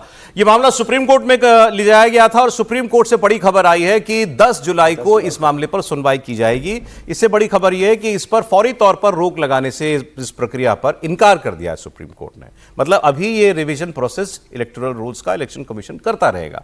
महुआ Moitra, Manoj Jha, association for democratic reforms, Yogendra Yadav, कई सारी याचिकाएं गई थी। अब इन पर सुप्रीम कोर्ट सुनवाई करेगा, लेकिन उसकी तारीख दी है। एआईएमएम के प्रमुख असदुद्दीन ओवैसी ने आज मुख्य चुनाव आयुक्त से मुलाकात की और उन्होंने कहा कि बिहार में जो प्रक्रिया चल रही है इसे लेकर नेशनल पार्टी से बात ही नहीं हुई है। तेजस्वी यादव भी आज मीडिया के सामने आए और उन्होंने कहा कि वोटर लिस्ट रिवीजन के विरोध में 9 जुलाई को पूरे बिहार में वो चक्का जाम करेंगे। मैं आपको ये जो बातें जो इन्होंने कही हैं ये मैं आपको अब थोड़ी देर में सुनाता हूं, लेकिन क्या इस चुनाव का ये सबसे बड़ा मुद्दा बन चुका है बाकी और इश्यूज से अलग? पहले एक कमेंट इस पर, हर्षवर्धन जी। नहीं, देखिए, ये तो बनना ही चाहिए मुद्दा, और मुझे लगता है कि मुद्दा बना, इस पर तो किसी कोई मतलब बहस नहीं करनी चाहिए, क्योंकि अगर विपक्ष ये मुद्दा उठा रहा है तो उसको बनाना ही चाहिए। और विपक्ष क्या, सबके लिए मुद्दा है भाई। अगर स्पेशल इंटेंसिव रिवीजन हो रहा है, मतदाता सूची को पूरे एकदम नए सिरे से तैयार किया जा रहा है, तो होना चाहिए। लेकिन अब सवाल यह है कि जो सवाल हैं वो कितने सही हैं। क्या ये कहना कि इससे हमारे वोटर उनके वोटर चिन्हित करके काटे जाएंगे? क्या जो गलत वोटर डिटेल में मैं इस पर आगे बात करता हूं आपसे। आपने कहा लेकिन सबसे बड़ा मुद्दा इस वक्त ये है, सुप्रीम कोर्ट से बहुत उम्मीद थी जिन लोगों को, वो उम्मीद आज आधी तो धराशायी हो गई, क्योंकि वो चाहते थे कि फौरन रोक लगे, लेकिन तारीख दे दी सुप्रीम कोर्ट। बिल्कुल, और 10 तारीख को जब वो रिप्लाईज भी आएंगे तो उसमें भी काफी हद तक उनको पता चल जाएगा कि कितने हद तक इसके ऊपर काम हो चुका है। लेकिन साथ में यह भी कहना बहुत जरूरी है कि अगर कोई भी ये जो मुद्दा एकदम बन गया ऑपोजिशन के लिए, अगर बाद में कोई भी ऐसी घटना घटती है जिसमें बहुत सारे नाम नहीं होते रिवाइज्ड लिस्ट के अंदर, तो उसके बाद जो है सिंपैथी वोट जो है वो ऑपोजिशन के पास जाने की बहुत बड़ी उम्मीद है। बिहार में वोटर लिस्ट रिवीजन के मामले पर सुप्रीम कोर्ट ने फौरी तौर पर इस पर रोक लगाने से इनकार करते हुए अगली सुनवाई की तारीख दे दी है। 10 जुलाई को इस मामले पर सुनवाई होगी। तो दोनों तरफ से इस खबर को इंटरप्रेट आप कर सकते हैं। एक कि सुप्रीम कोर्ट इस मैटर को सुन रहा है, लेकिन फिलहाल उसने रोक नहीं लगाई है। 10 जुलाई भी बहुत दूर नहीं है। वोटर लिस्ट रिवीजन पर सुप्रीम कोर्ट के इस फैसले के बाद अब क्या करेगा विपक्ष, सवाल यह है, क्योंकि विपक्ष ने इसको इस वक्त बिहार का सबसे बड़ा मुद्दा बनाया हुआ है। उनकी तरफ से कहा जा रहा है कि 3-4 करोड़ लोग जो हैं उनके वोट देने के अधिकार का यह सवाल है, क्योंकि इस वोटर लिस्ट रिवीजन में बहुत सारे लोग छूटेंगे जो गरीब गुरबा तबके के हैं, जो कि पिछड़े लोग हैं, और उनका अधिकार मारा जा रहा है। उनका कहना है कि यह साजिशन बीजेपी इलेक्शन कमीशन को मोहरा बनाकर कर रही है। इलेक्शन कमीशन से सीधे सवाल पूछे जा रहे हैं और विवाद खास तौर पर उन 11 डॉक्यूमेंट्स पर है जो इलेक्शन कमीशन ने बिहार के वोटर्स को फॉर्म के साथ लगाने के लिए कहा है, अपनी डेट ऑफ बर्थ, अपनी पहचान के प्रूफ के तौर पर। इसको लेकर के कुछ खबर है, मैं वो आपको अभी थोड़ी देर में बताता हूं। इसको भी बड़ी डेवलपमेंट है इस पर। लेकिन इलेक्शन कमीशन से आज असदुद्दीन ओवैसी भी मिले थे और सुप्रीम कोर्ट की खबर होने के बाद रिएक्शंस भी आए हैं। तो क्या कह रहे हैं तेजस्वी यादव और ओवैसी, सुनिए आप ये 1 महीने के अंदर कैसा करेंगे? तो उन्होंने कहा कि नहीं, हम लोग BLOs को रखे हैं, वॉलंटियर्स को रखे हैं। तो ये इसका डिफिकल्टी ये है कि जल्दबाजी में अगर 15-20% लोगों के नाम भी मिस हो गए और फिर आप देखिए मिस जब हो जाएंगे तो उसका सिटीजनशिप के मामला हो जाएगा। ये तो आप वही तो आसाम का डिओटर हो जाएगा फिर। तो ये अप्रीहेंशन है, ये जेन्युइन अप्रीहेंशन है। सीमांचल की हद तक बीजेपी RSS बार बार ये भरम, ये झूठ फैलाती है कि यहाँ पर बांग्लादेश के लोग आ गए हैं। कहाँ है बताओ हमको। एक तो बता दो 71 में बांग्लादेश बना, जब वो लोग नहीं गए, इस सरजमीन को उन्होंने माना, वहाँ पर भारत की वॉर ऑफ इंडिपेंडेंस में हिस्सा लिया। बल्कि सीमांचल इलाके में अख्तर भाई बोलेंगे, वहाँ पर तो इतना बैकवर्ड इलाका उस वक्त भी था, आज भी है, कि लोगों को लाकर वहाँ पर कैदी बनाते थे। हमको इस बात का भी डर है कि जो बार बार बीजेपी RSS बोलती सीमांचल ऐसा हो रहा है, जब कहाँ है। सोशल मीडिया में डालने से और विज्ञापन देने से थोड़ी होता है। आप आदेश क्यों नहीं जारी कर रहे? अगर आप विज्ञापन जारी कर रहे हैं तो आपको अगर करना ही है, मन ठीक है, अगर आप गलत नहीं करना चाह रहे हैं तो आप आदेश क्यों नहीं निकाल रहे हो? हर घंटे नियम जो है, निर्देश बदले जा रहे हैं, एकदम मजाक बना लिया गया है। बिना दस्तावेज फॉर्म जमा कराना, क्या यह रणनीति है या शंका को उत्पन्न करता है कि दस्तावेज के बिना फॉर्म इकट्ठा कर लेना और बाद में राजनीतिक प्राथमिकताओं के अनुसार कुछ नाम हटा देना या छांट देना? अब इससे जुड़ी एक बड़ी खबर आपको देता हूं। बिहार में ये जो SIR ड्राइव है, स्पेशल इंटेंसिव रिवीजन की वोटर लिस्ट की, ये अब इस अभियान का पहला फेज लगभग पूरा हो गया। जो इलेक्शन कमीशन ने डेटा दिया है उसके मुताबिक 1,69,00,000 से ज्यादा फॉर्म्स जमा हो चुके हैं। 1,69,00,000 कुल कितने होने? 7,90,00,000 या 93 लाख। चुनाव आयोग ने यह भी कहा है कि 24 जून 2025 को जारी की गई SIR गाइडलाइंस में कोई परिवर्तन नहीं किया गया है। हालांकि जो एक बड़ी मांग है विपक्ष की कि आधार कार्ड को आइडेंटिटी और डेट ऑफ बर्थ का प्रूफ मान करके इसे मान्य प्रमाण पत्र मान लिया जाए, इसे स्वीकार नहीं कर रहा है इलेक्शन कमीशन, क्योंकि उनका कहना है कि यह नागरिकता और डेट ऑफ बर्थ का प्रूफ नहीं है।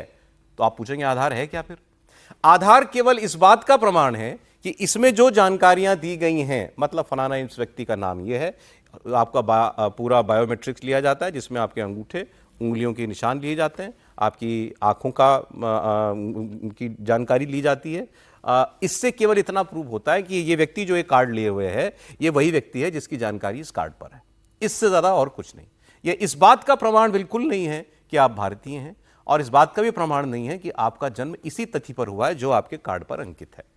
तो इसलिए ये काम तो नहीं करने जा रहा है। मांग क्या की थी तेजस्वी यादव ने कि उन 11 प्रूफ्स के प्रमाण पत्रों के अलावा या उनकी जगह आधार कार्ड को, या जो जॉब कार्ड होता है मनरेगा का, या जो राशन कार्ड होता है, ये डॉक्यूमेंट्स हर घर के अंदर पाए जाते हैं, आप इनमें से कोई एक मांग लीजिए। तो आधार कार्ड को तो इससे इनकार कर दिया, लेकिन ऐसा नहीं कि बिल्कुल ही नहीं मानने के लिए तैयार है इलेक्शन कमीशन। अब जो फाइन प्रिंट हम लोग नहीं पढ़ पाते शुरुआत में, अब वो बाद में सामने आ रहा है।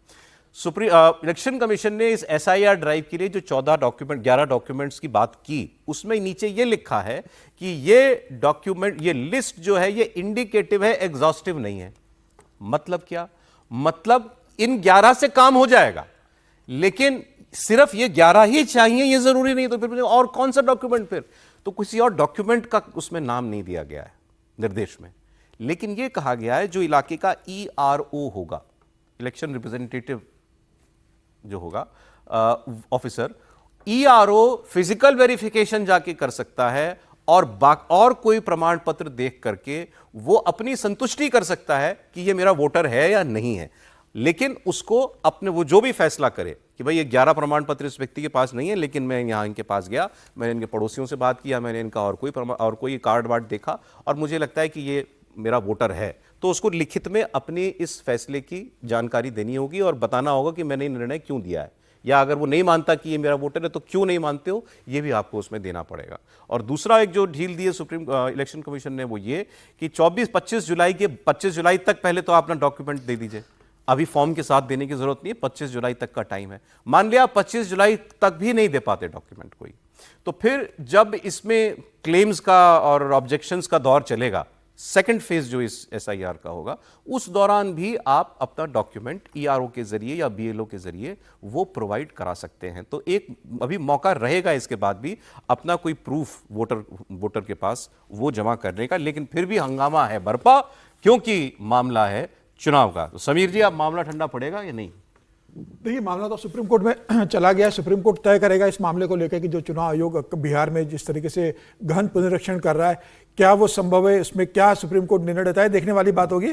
बड़ा मुद्दा विपक्ष का जो है कि आप आधार कार्ड को इसका आधार नहीं मान रहे। जो विपक्ष कह रहा है कि भाई आपने 11 जो डॉक्यूमेंट्स मांगे उसमें आधार कार्ड नहीं है, आप आधार कार्ड भी शामिल कीजिए, जिसके लिए चुनाव आयोग तैयार नहीं है। अब ये सुप्रीम कोर्ट फैसला करेगा कि इसमें आधार कार्ड आना है नहीं आना है, क्या है। देखिए, चुनाव आयोग ने इतने ज्यादा उसके अंदर विकल्प दिए हुए कि मुझे नहीं लगता कि इसमें कोई बहुत बड़ी तकलीफ होगी। विपक्ष इसे जबरदस्ती का प्रोपेगेंडा बनाने की कोशिश कर रहा है, हर तरह का विकल्प दिया है। अंतिम समय तक आदमी अपना नाम जोड़ सकता है, और सारी व्यवस्था चुनाव आयोग उसके अंदर कर रहा है। और चुनाव आयोग ने यह भी कहा, जब बैठक ली थी इसके पहले, ऐसा तो नहीं कि चुनाव आयोग ने एकदम से शुरू कर दिया। सारे सर्वदलीय बैठक चुनाव आयोग ने बुलाई थी पटना के अंदर। उस बैठक में चुनाव आयोग ने 5000 मीटिंग्स की हैं हमने। चुनाव आयोग कह रहा है 5000 बैठकें 4 महीने में, 26,000 पॉलिटिकल रिप्रेजेंटेटिव्स के साथ। और उसी बैठक के अंदर जब माले के दीपंकर भट्टाचार्य ने इस बात का जिक्र किया था कि साहब पोलिंग बूथ बहुत कम होते हैं, वोटर्स नहीं पहुंच पाते, तो चुनाव आयोग ने उसी बैठक में बताया कि इस बार बिहार में 20,000 पोलिंग बूथ हमने बढ़ा दिए और 98,000 पोलिंग बूथ में वोटिंग करने वाले हैं। तो हम सारी समस्याओं को हम देख रहे हैं जो हो सकती है। मुझे लग रहा है कि विपक्ष इस बात को बस अपनी जो हार के बाद की जो पहले पृष्ठभूमि तैयार होती है कि चुनाव हार जाएंगे, हार लगभग उनको तय लग रही है, तो वो ये मान के चल रहे कि अगर हम हारेंगे तो हमारे पास एक ग्राउंड होगा, हम ये कह देंगे कि भाई हमारे वोटर्स का वोटिंग चुनाव आयोग ने भारतीय जनता पार्टी के कहने पर या केंद्र सरकार के कहने पर काट दिया और हमारा वोटर वोटिंग नहीं कर पाया, इसलिए हम चुनाव हार गए। जो ईवीएम का जो ठीक रहा था कि ईवीएम में मैनिपुलेट हो रहा है, अब वोटिंग का जिक्र कर यह बाद में अपना फेस सेविंग करने की कोशिश करेंगे। लगातार चुनाव आयोग आपसे प्रश्न पूछ रहा है, लगातार आपसे मिल रहा है, सारे लोग चुनाव आयोग से मिल रहे हैं, तमाम तरह के विकल्प चुनाव आयोग ने दिए, उसके बाद भी आप ये इसके लिए तैयार नहीं है। चुनाव अब तेजस्वी यादव को आपने सुना, वो तो कह रहे हैं कि हम बंद बुलाएंगे, बिहार बंद बुलाएंगे, हम चक्का जाम करेंगे। और असदुद्दीन ओवैसी इस मामले को नागरिकता तक ले गए कि भाई जो वोटर जिसको आप अपना वोटर नहीं मानोगे बिहार में, तो वो तो फिर नागरिक भी नहीं कहलाएगा, तो फिर नागरिकता पर सवाल चला जाएगा। नहीं, देखिए ठीक है, राजनीतिक तौर पर तो ये सब कुछ ले ही जाएंगे, लेकिन एक प्रश्न तो मेरे मन में भी बहुत मजबूती से आता है और इसका जवाब सरकार को देना ही होगा। आधार कार्ड जिसमें आपके फिंगरप्रिंट है, जिसमें आंखों की पुतली और रेटिना सब है, यानी फुल प्रूफ आइडेंटिफिकेशन है, आप उसको क्यों नहीं मानते हैं भाई? आपने तो अभी उसको जो कहते हैं ना कि इस तरह से कर दिया है कि सिर्फ 4 नंबर बाद में होंगे, यानी और फुल प्रूफ किया है। डिजिटल आपने उसको कर दिया है। आधार से आप वोटर आईडी कार्ड को जोड़ने की बात कर रहे हैं। आधार से आप ट्रेन में टिकट होगा रेलवे में, तो आप कह रहे हैं तत्काल में जो गड़बड़ी होती थी, जो दलाल कर ले जाते थे, उससे बचाएंगे। जब इतना फुल प्रूफ है, और मानता हूं अब इसमें क्या आता है कि आधार भी कई लोग बनवा लेते हैं, दूसरी चीजें करके बनवा लेते हैं, लेकिन उनके अंगूठों के निशान, उनकी आंख की पहचान एक तरह से वो पकड़ में आने लायक हो गए। तो अब तो आप इसको और ज्यादा लागू कीजिए, और अगर कोई आधार गलत करता है तो आप आधार की भी स्क्रूटनी क्यों नहीं कराते हैं? आप उसको पहले मानिए और दोबारा आधार की स्क्रूटनी कराइए। पहला तो यह है जो मुझे लगता है बिल्कुल जायज सवाल है। अब इसके आगे की बात, जो विपक्ष कह रहा है, मैं फिर से कह रहा हूं, आपने जो नंबर देखे बूथ लेवल एजेंट के, बीएलओ नहीं, बीएलओ तो चुनाव आयोग बनाता है, बूथ लेवल एजेंट यानी जो पार्टियां बनाती हैं, अगर आप लोग बिहार में 1.5 लाख से अधिक एजेंट बनाने में कामयाब रहे हैं, तो जिस पार्टी के पास जितनी ताकत होगी वही तो उसकी क्षमता दिखाएगा ना। तो आप और ज्यादा लोगों को बूथ लेवल एजेंट बनाइए। क्या अपने बूथ लेवल एजेंट्स पर भी आपको भरोसा नहीं? कल आए थे, कल शाम के प्रोग्राम में हमारे यहाँ पॉलिटिकल पार्टीज के लोग आए थे, उनसे सवाल, उन्होंने कहा ये हमारी जिम्मेदारी थोड़ी है, काम आपने शुरू किया है ना इलेक्शन कमीशन ने, ये अच्छा तो आप करेंगे। कौन कह रहा है कि आपकी जिम्मेदारी है? चुनाव जीतना भी आपकी जिम्मेदारी थोड़ी ना है। आप चुनाव लड़िए, जनता तय करेगी। आप तय करेंगे क्या कि हम चुनाव जीतेंगे या हारेंगे? फिर आप कैसे कहते हैं कि हमारी जिम्मेदारी नहीं, और आप कहते हैं कोई हमारा वोट कटवा दे रहा है? दोनों कैसे हो सकता है? आप मानते हैं ना कि आपका कोई मतदाता वर्ग होगा। जो बूथ लेवल एजेंट होते हैं वो इसीलिए होते हैं कि अपने लोगों को आप वहां तक पहुंचाएं। शंकाएं कई तरीके की हैं। ये भी सवाल उठा कि साहब डॉक्यूमेंट तो हर घर में तो होगा नहीं, फिर कि डॉक्यूमेंट बनवा लो, अभी तो टाइम है। तो डॉक्यूमेंट बनवाएंगे तो अफसर तो इन्हीं का है, अफसर नहीं देगा डॉक्यूमेंट। अगर आप इस तरह से जा रहे हैं, नहीं ये बातें हुई, तब तो फिर इस देश में चुनाव नेहरू जी के बाद बंद करा देना चाहिए था, क्योंकि नेहरू जी तो सर्वशक्तिमान सत्ता थे। इंदिरा जी ने तो आपातकाल थोप ही दिया था। अगर सब कुछ अधिकारी कर देते तो इंदिरा जी को आपातकाल लागू करने की क्या जरूरत थी? उन्हीं का अधिकारी, उन्हीं का तंत्र, कांग्रेस ही सब कुछ की थी, सारे कांग्रेसी हुआ करते थे। मेरा यह मानना है जब आप ये कहते हैं तो इस देश के बहुत फुल प्रूफ सिस्टम को आप बेवजह संदेह के दायरे में लाते हैं। हो सकता है कोई अधिकारी हो भाई, कोई किसी जगह बैठा हो, किसी का दूसरे के मन में आ जाए, लेकिन यह कहना कि सब पक्षपात कर रहे हैं ये बिल्कुल गलत है। और मैं फिर कह रहा हूं, समय ज्यादा लेना होगा, चुनाव आगे टालना होगा, और जो अभी है कि 10 तारीख को सुप्रीम कोर्ट सुनेगा तो बहुत कुछ साफ करेगा, लेकिन ये प्रक्रिया तो होनी ही चाहिए। अभी कितनी प्रक्रिया नहीं रुकनी चाहिए किसी भी कॉस्ट पर। अभी ये प्रक्रिया तो होनी ही चाहिए। वैसे इलेक्शन कमीशन ने ये भी कहा है, ये जो मीटिंग हमने की पॉलिटिकल रिप्रेजेंटेटिव्स के साथ, ये सारे सवाल उसी से उपजे कि ये फिलहाल जो मौजूदा वोटर लिस्ट है इसमें बहुत गड़बड़ियां हैं, तो इसके रिवीजन की जरूरत है, और अब उस पर हंगामा हो रहा है। बिल्कुल ठीक बात है। इलेक्शन कमीशन, एक तो समझिए इलेक्शन और डेमोक्रेसी किस पर आधारित है? हमारी वोटर्स पर। और यदि आप वोटर्स को ही उस पूरी प्रक्रिया में शामिल नहीं कर रहे, या अलग करने की कोशिश हो रही है, या अलग किया जा रहा है, तो पूरी प्रक्रिया पर सवाल खड़ा होगा। अब जब रिवीजन की बात हुई और कहा गया कि गड़बड़ियाँ हैं, तो इसमें ठीक ही बात है कि रिवीजन होना चाहिए, लेकिन क्या आपके पास इतना समय है? क्या आप लोगों को ये भरोसा दिला पा रहे? भरोसा सबसे बड़ी बात होती है। ट्रस्ट डेफिसिट इलेक्शन कमीशन का पिछले 1 साल में ट्रस्ट डेफिसिट बढ़ा है, इसको मानने की जरूरत है, पहली बात। दूसरा, यदि इतना समय नहीं है तो क्यों जरूरी है कि अभी ये इंटेंसिव रिवीजन किया जाए? और मुझे लगता है सुप्रीम कोर्ट ने उस पिटीशन को एक्सेप्ट किया है, यही एक बड़ा पॉजिटिव कारण है। अच्छा, ये समय वाली बात, विजय जी आपने तो इतने चुनाव देखे, अब ये कोई पत्थर की लकीर है क्या? अगर मेरे लिए रिवीजन, वोटर लिस्ट का रिवीजन या उसको सैनिटाइज करना, आपने भी कहा कि ये सबसे जरूरी काम होना चाहिए, तो है। अगर उसमें मुझे 20 दिन ज्यादा भी लगे तो 20 दिन और 20 दिन चुनाव टल जाएगा, इसमें कौन सी आफत टूट पड़ेगी अगर इसकी नौबत आती है? बिल्कुल ठीक बात है, आपकी बात ठीक है, लेकिन सरकार तय करे कि चुनाव इलेक्शन कमीशन तो कह रहा है मेरा टाइम पे काम पूरा हो जाएगा। नहीं, चुनाव पोस्टपोन करना चुनाव आयोग के पास तो है नहीं ना, ये तो सरकार के पास है कि क्या वो आप असेंबली को एक्सटेंड करेंगे। बहुत इतना आसान काम तो नहीं है। इफ नीड अराइजेस, है ना, वो अलग चीज है, लेकिन वोटर्स को पूरा अधिकार मिले। और ये जो सवाल हर्ष जी ने खड़ा किया वो बहुत महत्वपूर्ण है कि आधार को तो दुनिया भर में तो आप आधार कर रहे हो हर चीज पे, बैंक से, रेलवे से, तमाम चीजों से, और आज कह रहे हो कि आधार हमारी पहचान नहीं है। अब यदि इलेक्शन ऑफिसर जो आप कह रहे हो ERO जाएगा, इलेक्शन रिवीजन वाला, इलेक्शन रजिस्ट्रेशन ऑफिसर SDM है वो, ठीक है, वो जाएगा तो वो कैसे तय करेगा कि ये तय है? मान लीजिए आपने कहा पड़ोसी ने, तो पड़ोसी तो अवैध बांग्लादेशी है। मैं तो सीधी बात करता हूं आपसे, अवैध बांग्लादेशी है, एक स्लाइड में ये विवेक पे छोड़ दिया गया कि आप तय कीजिए। गोली मुझे बताइए कि 20 लोग एक साथ रह रहे हैं अवैध बांग्लादेशी, है ना? सुनिए आप बात, अवैध बांग्लादेशी, आपका चिंता तो अवैध बांग्लादेशी है ना, तो 20 बांग्लादेशी या 20 परिवार एक साथ रह रहे हैं, और उसने पूछा ERO ने कि भाई ये आपके साथ रहते हैं? बोले हाँ रहते। कब से रह रहे हैं? बोले 25 साल से रह रहे हैं। तो फिर क्या करेंगे आप? बताइए ना मुझे कोई इसका फुल प्रूफ अब आपने विवेक को गोली मार दी तो कैसे करेगा वो विवेक काम? क्यों, ये तो टेक्निकल बात करो ना, विवेक की बात नहीं भाई ये है। कहा गया कि आप जाकर फिजिकल वेरिफिकेशन कीजिए तो वो फिर जब और भी अभी एक देखेगा बात हुई डॉक्यूमेंट कि आपने जो नेशनल पार्टीज हैं उनके साथ डिस्कशन नहीं किया, और हर इशू पर हो रहा है कि इलेक्शन कमीशन जो हमारी अब सर सुप्रीम कोर्ट अब सुप्रीम कोर्ट पे भी कुछ काम मुझे छोड़ लगता है देते कि हैं। इसको ठीक है, सुप्रीम कोर्ट के जहां लेवल पर पहुंचा ये रुकने ही वाला है, रुकेगा। चलिए क्या ये भी देखेंगे। लेकिन बिहार इलेक्शन में दूसरा बड़ा मुद्दा इस वक्त, और ये बहुत लाजमी बनना चाहिए, वो है लॉ एंड ऑर्डर। अब नीतीश कुमार तो सुशासन बाबू कहलाते थे, उसी ट्रैक पर इस वक्त वो घिरते नजर आ रहे हैं। पटना में गोपाल खेमका कारोबारी, उनकी हत्या हुई और ऐसे दिन रात में चलती ट्रैफिक से के बगल में घर के बाहर जैसे उनको गोली मारी गई, और इसको लेकर के जो नई नई बातें आ रही हैं वो तो और चौंकाने वाली हैं। अब इस हत्याकांड का कनेक्शन बेऊर जेल से जुड़कर सामने आ रहा है। 100 से ज्यादा कैदियों से पूछताछ हुई है और पुलिस की तफ्तीश में यह बात सामने आई कि गोली मारने वाला शूटर और उसके साथ 2 लाइनर मौजूद थे। लाइनर मतलब जिन्होंने बताया कि यहां से निकले यहां पहुंचे, तो ये 3 लोग इन्वॉल्व थे इस हत्याकांड के अंदर। और ये दोनों लाइनर जो थे ये 500 मीटर की रेंज में अलग अलग जगह पर तैनात थे। एक व्यक्ति वहां था जहां जिस क्लब से ये निकले थे अपने घर के लिए, दूसरा व्यक्ति घर से 500 मीटर की दूरी पर था, तो वहां से रिले इन्फॉर्मेशन आई कि निकल गया। इसने बताया कि ये 500 मीटर दूर पहुंच गया, शूटर अटेंशन में आ गया। इसके इतना ही नहीं, इन तीनों लोगों ने एक हत्या करने से पहले एक जगह जाकर घर के नजदीक चाय भी पी और उसके बाद इस वारदात को अंजाम दिया। ये सारी जानकारी पुलिस के पास आ चुकी है। सरकार दोषियों को सख्त सजा देने की बात कह रही है। अब एक व्यक्ति ने तो ये भी कह दिया सरकार में कि जरूरत पड़ेगी तो हम एनकाउंटर भी कर देंगे। लेकिन अभी मानूंगा आपने हेडलाइन में खबर सुनी होगी, मैंने पढ़ी थी कि कहीं इंजीनियर को गोली मार दी है तो कहीं स्कूल को के संचालक को गोली मार दी है। बिहार में इस तरीके की खबरें जो हैं वो लगातार आ रही हैं। एक बयान है, आपको भी डर लगता होगा बिहार में रहने, है ना।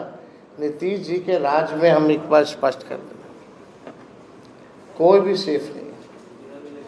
यही नीतीश जी के राज में ऐसा कौन सा वर्ग है, चाहे व्यावसायिक वर्ग हो, कारोबारी हो, डॉक्टर हो, इंजीनियर हो, चाहे किसी भी प्रोफेशन से, चाहे जर्नलिस्ट क्यों ना हो, पिटाया है कि नहीं पिटाया है, मार खाया कि नहीं खाया, गोली मारा गया कि नहीं मारा गया। गोपाल खेमका जी की हत्या ये हमारे लिए चुनौती का विषय है। माननीय मुख्यमंत्री जी ने एसआईटी गठन किया है और स्पष्ट निर्देश दिया है, कहीं भी छुपा अपराधी हो उसके खिलाफ कार्रवाई होगी, उसको बख्शे नहीं जाएंगे। और बिहार पुलिस पूर्ण रूप से पूरी तरह आम व्यवसायियों की सुरक्षा करेगा और ये पूरी तरह सुनिश्चित भी करेगा कि आगे के दिनों में इस तरह की कोई घटना नहीं हो और इस घटना को पूरी तरह तह तक जाने का काम से खींच के निकाला जाएगा कहीं भी, पूरी तरह। ये किसी भी कहीं भी छुपे हो, चाहे अपराधी हो और या अपराधी रचने वाले लोग हो, सबको चुन चुन कर निकालने का काम। अब इसमें एक अपडेट तो ऐसा है जो मतलब बिल फिल्मी कहानी है जैसा। गोपाल खेमका के अंतिम संस्कार में, अंतिम यात्रा में जब लोग गए पहुंचे तो एक पुलिस अफसर का बॉडीगार्ड था, उसको एक व्यक्ति पर किसी बात से शक हुआ। वो व्यक्ति माला लेकर पहुंचा हुआ था अंतिम संस्कार में और उस पर शक किस वजह से हुआ ये तो नहीं है पता चला, लेकिन उस व्यक्ति को लगा कि ये संदिग्ध लग रहा है व्यक्ति, उस व्यक्ति को अरेस्ट किया गया है। तो कोई हत्या को अंजाम देने वाले लोगों से जुड़ा कोई व्यक्ति जो है वो अंतिम यात्रा के अंदर भी पहुंचा हुआ था। ये और चौंकाने वाली बात है। बिल्कुल सही कह रहे हैं आप। अब किसी का भी अगर मर्डर होता है तो कोई कारण तो होगा उसका मर्डर का। Exactly. पहला कारण होता है फिरौती, क्योंकि पहले किसी जमाने में बिहार में ये फिरौती का बहुत ही चलता था, किडनैपिंग्स, फिरौती और पैसा मांगना, ये भी हो सकता है। दूसरा कारण हो सकता है पॉलिटिकल, कोई पॉलिटिकल रंजिश हो किसी के साथ, तो वो सॉर्ट आउट करने के लिए भी अटैक किया जा सकता है। और तीसरा हो सकता है पर्सनल रंजिश, किसी की पर्सनल रंजिश है जो इससे निकालना चाहता है। अगर हम देखें इसके अंदर, इससे पहले इनके बेटे का भी मर्डर हुआ था, तो इसका मतलब है कि उससे भी क्या पुलिस ने सीख ली? क्या उन्होंने उसके बाद उनकी सिक्योरिटी बढ़ाई? गोपाल खेमका की नहीं बढ़ाई। अगर बढ़ाई होती तो उनके घर के बाहर घात लगा के वो नहीं मारते। वो लेकिन बेटे का मर्डर अनसॉल्व्ड है अभी तक, आपको मालूम है? वो अभी तक अनसॉल्व्ड है। ये इतनी बड़ी बात आपने कही। अगर वो अनसॉल्व्ड है और उसके बाद भी आपने सिक्योरिटी नहीं बढ़ाई, तो इसका मतलब है कहीं ना कहीं ये लॉ एंड ऑर्डर की चूक है। लेकिन सबसे बड़ी बात यह आ जाती है कि ये तो आपने प्लेट में ऑपोजिशन को एक मुद्दा दे दिया है, यहां तक कि एलजेपी के भी चिराग पासवान भी इसकी बात कर रहे हैं। वो बोले ना भी, और वो पासवान जी जब बात कर रहे हैं और कह रहे हैं कि 243 सीट पे वो लड़ेंगे, पिछली बार 135 पे लड़े थे और 110 पे उनके जो कैंडिडेट थे उनकी जमानत जब्त हो गई थी, लेकिन उस टाइम से लेके अब तक उनका 5.8% से 6.6% पे पिछले जो चुनाव हुए थे पार्लियामेंट्री उसके अंदर आया। तो ये जरूरी नहीं है कि वो 243 पे लड़ेंगे, क्योंकि लड़ने से वो कोई जीतने वाले नहीं है इतनी सीट में। लेकिन बहुत महत्वपूर्ण बात यह है कि लॉ एंड ऑर्डर एक मुद्दा बन गया है जो ऑपोजिशन के पास है और जिसके लिए कहा जाता था आरजेडी की। जहां से आपने शुरू की ना बात की फिरौती, लगता है हर किसी को कि फिरौती ही पहली वजह हो सकती है इसकी। जेल से गैंग ऑपरेट कर रहा है जो फिरौती मांगता है, क्योंकि इसमें सबसे पहले पुलिस जेल पहुंची, जेल में अपराधियों से बात की, 100 पुलिस वालों ने कई अपराधियों से मिलकर के बातचीत की और खबर यह भी आ रही है कि वहां से पुलिस को कोई सॉलिड लीड मिली है। तो मतलब जेल में बैठ करके व्यक्ति फिरौती के गैंग चला रहे हैं, ये बिहार में अभी तक ये हो रहा है। ये लॉ एंड ऑर्डर की बात है। मुझे लगता है सम्राट चौधरी जी को पगड़ी बांधने की जरूरत है इस समय, एक बार फिर से, कि जब तक लॉ एंड ऑर्डर ठीक नहीं हो जाएगा तब तक मैं पगड़ नहीं खोलूंगा, क्योंकि आप अपने गले में घंटी बांधे ना। आज वो कह रहे हैं मुख्यमंत्री जी कौन है? आपके मुख्यमंत्री जी ना। और भारतीय जनता पार्टी के लिए तो यहाँ दुविधा हो गई कि उन्हीं की पार्टी का, उन्हीं का जो प्रतिनिधि है उसकी हत्या हो गई है, सरकार भी उनकी है, तो किस तरह ये से बीजेपी के थे ना, गोपाल बीजेपी के हैं, तो इसलिए संघ से जुड़े हुए लोगों में से है, तो इसलिए, और ये लॉ एंड ऑर्डर बड़ा मसला हो जाएगा इस सरकार के लिए। हमने 2-3 दिन पहले भी इस पर चर्चा की थी कि भारतीय जनता पार्टी के लिए, जिसको हर्ष जी बहुत लंबे समय से कह रहे हैं कि नीतीश कुमार को चुनावों तक झेलना कहीं भारतीय जनता पार्टी के लिए महंगा नहीं पड़ जाए, क्योंकि लॉ एंड ऑर्डर उनके पास है। कम से कम ये तो कर सकते हैं कि लॉ एंड ऑर्डर के लिए एक होम मिनिस्ट्री में कोई नया मंत्री बने या और नया ये सिलसिला चल रहा है कुछ महीनों से, कोई ना कोई कांड होता रहता है, हर दिन ही हो रहा है। हाँ, हर दिन कुछ ना कुछ हुआ, आज भी हो गया है। ये एक बड़ा इशू है बिहार की सरकार के लिए। आगे बढ़ते हुए, इस वक्त आप जानते हैं बारिश का मौसम है और जगह जगह रोक के, क्या कोई इस पर नीतीश जी का कुछ गुस्से वाला, कार्रवाई वाला कोई बयान वगैरह कोई आया है क्या? आपको नीतीश जी आखिरी बार दिखे कब? नहीं, मैं तो इसीलिए पूछ रहा हूँ, जिस राज्य का मुख्यमंत्री जो गृह मंत्री भी है, इतना मतलब जिसको कहते हैं ना कि इससे बड़ा सवाल क्या खड़ा होगा कि 18 में उनका बेटा मार दिया गया, वो अभी मार दिए गए। अब आप बार बार कहते थे, तो मैं वही कह रहा था कि जेल से तो लालू जी के समय में चलता था कि शहाबुद्दीन है, तस्लीमुद्दीन है, और हर जिले में ऐसे होते थे। तो इसका मतलब कि उसी तरह से जेल से सब कुछ चल रहा है। मुख्यमंत्री अगर बयान तक देने की स्थिति में नहीं, गुस्से में आता तो सही भाई, आप मुखिया हैं, आपको सरकार चुनी गई है चलाने के लिए, आप आते तो कहते कि हम देखते हैं कौन है, देख लेंगे, हम इनको अभी दुरुस्त करते हैं। इतना भी बोलने नहीं आते, जिस अंदाज में बोलते थे वैसे ही बोल देते कि आपने तो हमारा सुशासन देखा है, हम दिखा देंगे, आप देखिए कुछ दिन, कुछ तो बोलते। कुछ बोलने के लिए मुख्यमंत्री नहीं आए। बिहार के लोगों को ये सोचना चाहिए। सर, बेटे के जो हत्यारे थे जिनको पुलिस ने गिरफ्तार किया था कि 90 दिन के अंदर हम उनके खिलाफ सबूत पेश करेंगे, वो बिना सबूत के अभाव में उनकी बेल हो चुकी है सारे अपराधियों की, वो जेल से छूट गए। बेटे के उसमें ना, बेटे के हत्यारे जो थे वो सबूत पुलिस इकट्ठा नहीं कर पाई, कोर्ट से उनको बेल मिल गई, वो सब बाहर आ गए। ये तो बेऊर जेल से जब काम चल रहा है तो इसको जंगल राज बोलते हैं कि नहीं बोलते? बेऊर जेल पटना जेल ना? हाँ, पटना जेल। ये तो ये इंपॉर्टेंट भी और इंटरेस्टिंग भी है कि आपका पहला जो इन्वेस्टिगेशन में पड़ाव होता है वो जेल हो रहा है, तो इसका मतलब आपको पता है ना कि वहां से कुछ चलता है, हो रहा है, और फोन बरामद हुआ जेल से। जब सरकार नीतीश जी और उप मुख्यमंत्री तेजस्वी जी की नहीं चल पाई थी तो वजह क्या थी? क्योंकि इंटरसेप्ट हुआ था कि जेल से उस दौरान जो 1.5 घंटे की आरजेडी और नीतीश जी की सरकार थी, जेल से चलने लगी थी। अब तो भाजपा के साथ हैं, फिर भी उसके बाद अगर जेल से चला रहे हैं तो यह सवाल पूछा जाना चाहिए कि मुख्यमंत्री के तौर पर, गृहमंत्री के तौर पर वो कर क्या रहे हैं। ये सवाल तो पूछा जाना चाहिए, क्योंकि फिर तो वही हो गया, अगर जेल से सरकार चल रही है तो इससे ज्यादा खतरनाक चुनाव आएगा, आरजेडी, बीजेपी और जेडीयू जो है फिर जंगल राज याद दिलाएंगे। आज वो कहने की स्थिति में है? नहीं, बहुत मुश्किल है। जिस तरीके से ये जो घटना घटी है, अभी एक बड़े उद्योगपति की जो हत्या हुई है, लगातार जिस तरीके से हत्याएं हो रही है, मुझे लग रहा है कि बहुत आसान नहीं होगा। मतलब अब विपक्ष पे पर आप चस्का चपता देना कि भाई लालू और साधु की जो सरकार थी, मतलब लालू प्रसाद यादव और उनके साले साधु यादव, कि उस समय कहा जाता है कि लालू और साधु मिलकर सारे अपहरण के मामले मुख्यमंत्री आवास पर निपटाते हैं। उस घटना को भी आप 20 साल हो गए, 20 साल से आप सत्ता में हो, 20 साल में सत्ता में रहने के बाद भी पटना में अगर इस तरीके से घटनाएं घट रही है और पुलिस प्रशासन फेल हो रहा है, जबकि आपने 11 डीएसपी से 22 डीएसपी पटना में कर दिए कि भाई क्राइम ज्यादा है, पुलिस की संख्या बढ़ा दो, 7 आईपीएस कर दिए। गृह मंत्रालय नीतीश कुमार ने अपने पास क्यों रखा? इसलिए रखा नीतीश कुमार ने कि भाई लॉ एंड ऑर्डर, जो सुशासन बाबू की उनकी छवि है, बनी रहनी चाहिए, लॉ एंड ऑर्डर बराबर रहे। आप गृह मंत्री भी हो, आपसे अगर नहीं संभल रहा तो आप भारतीय जनता पार्टी को गृह मंत्रालय दे दीजिए ना, किसी अपने पार्टी के युवा नेता को, किसी दूसरे को गृह मंत्रालय दे दीजिए कि भाई कम से कम लॉ एंड ऑर्डर पर ध्यान हो। मुझे लग रहा है कि बहुत मुश्किल स्थिति में बिहार सरकार का इस समय प्रदर्शन, और अगर यही स्थिति बनी रहे तो 90 दिन के बाद इसका असर चुनाव में दिखेगा। और भारतीय जनता पार्टी को देखना चाहिए, क्योंकि प्रधानमंत्री मोदी की छवि पर लोग वोट करते हैं। किसी भी राज्य में प्रधानमंत्री मोदी को देखकर वोट किया जाता है। दिल्ली में किया, राजस्थान में किया, मध्य प्रदेश में किया, और बिहार में प्रधानमंत्री मोदी जब खुद जा रहे हैं तो प्रधानमंत्री मोदी से लोग उम्मीद करेंगे कि बिहार में लॉ एंड ऑर्डर को लेकर कोई फैसला ले। ठीक है कि सरकार के बाद आप मुख्यमंत्री बदल दोगे, लेकिन कभी अभी गृहमंत्री तो बदल सकते हो, कम से कम नया गृहमंत्री बिहार में आना चाहिए। हिमाचल प्रदेश में इस वक्त कुदरत की जबरदस्त तबाही चल रही है। जबरदस्त बारिश, बाढ़, लैंडस्लाइड्स, फ्लड्स। मंडी जिला इससे सबसे ज्यादा प्रभावित हुआ है, बहुत नुकसान हुआ है। और यहां से सांसद हैं मशहूर अभिनेत्री कंगना रनौत। अब पहले तो यह विवाद था कि कंगना रनौत कहां हैं।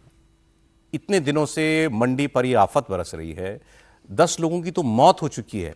एक स्पेसिफिक इलाके में जहां आज एक गई थी, पहुंची हैं वहां पर, कई लोग लापता हैं।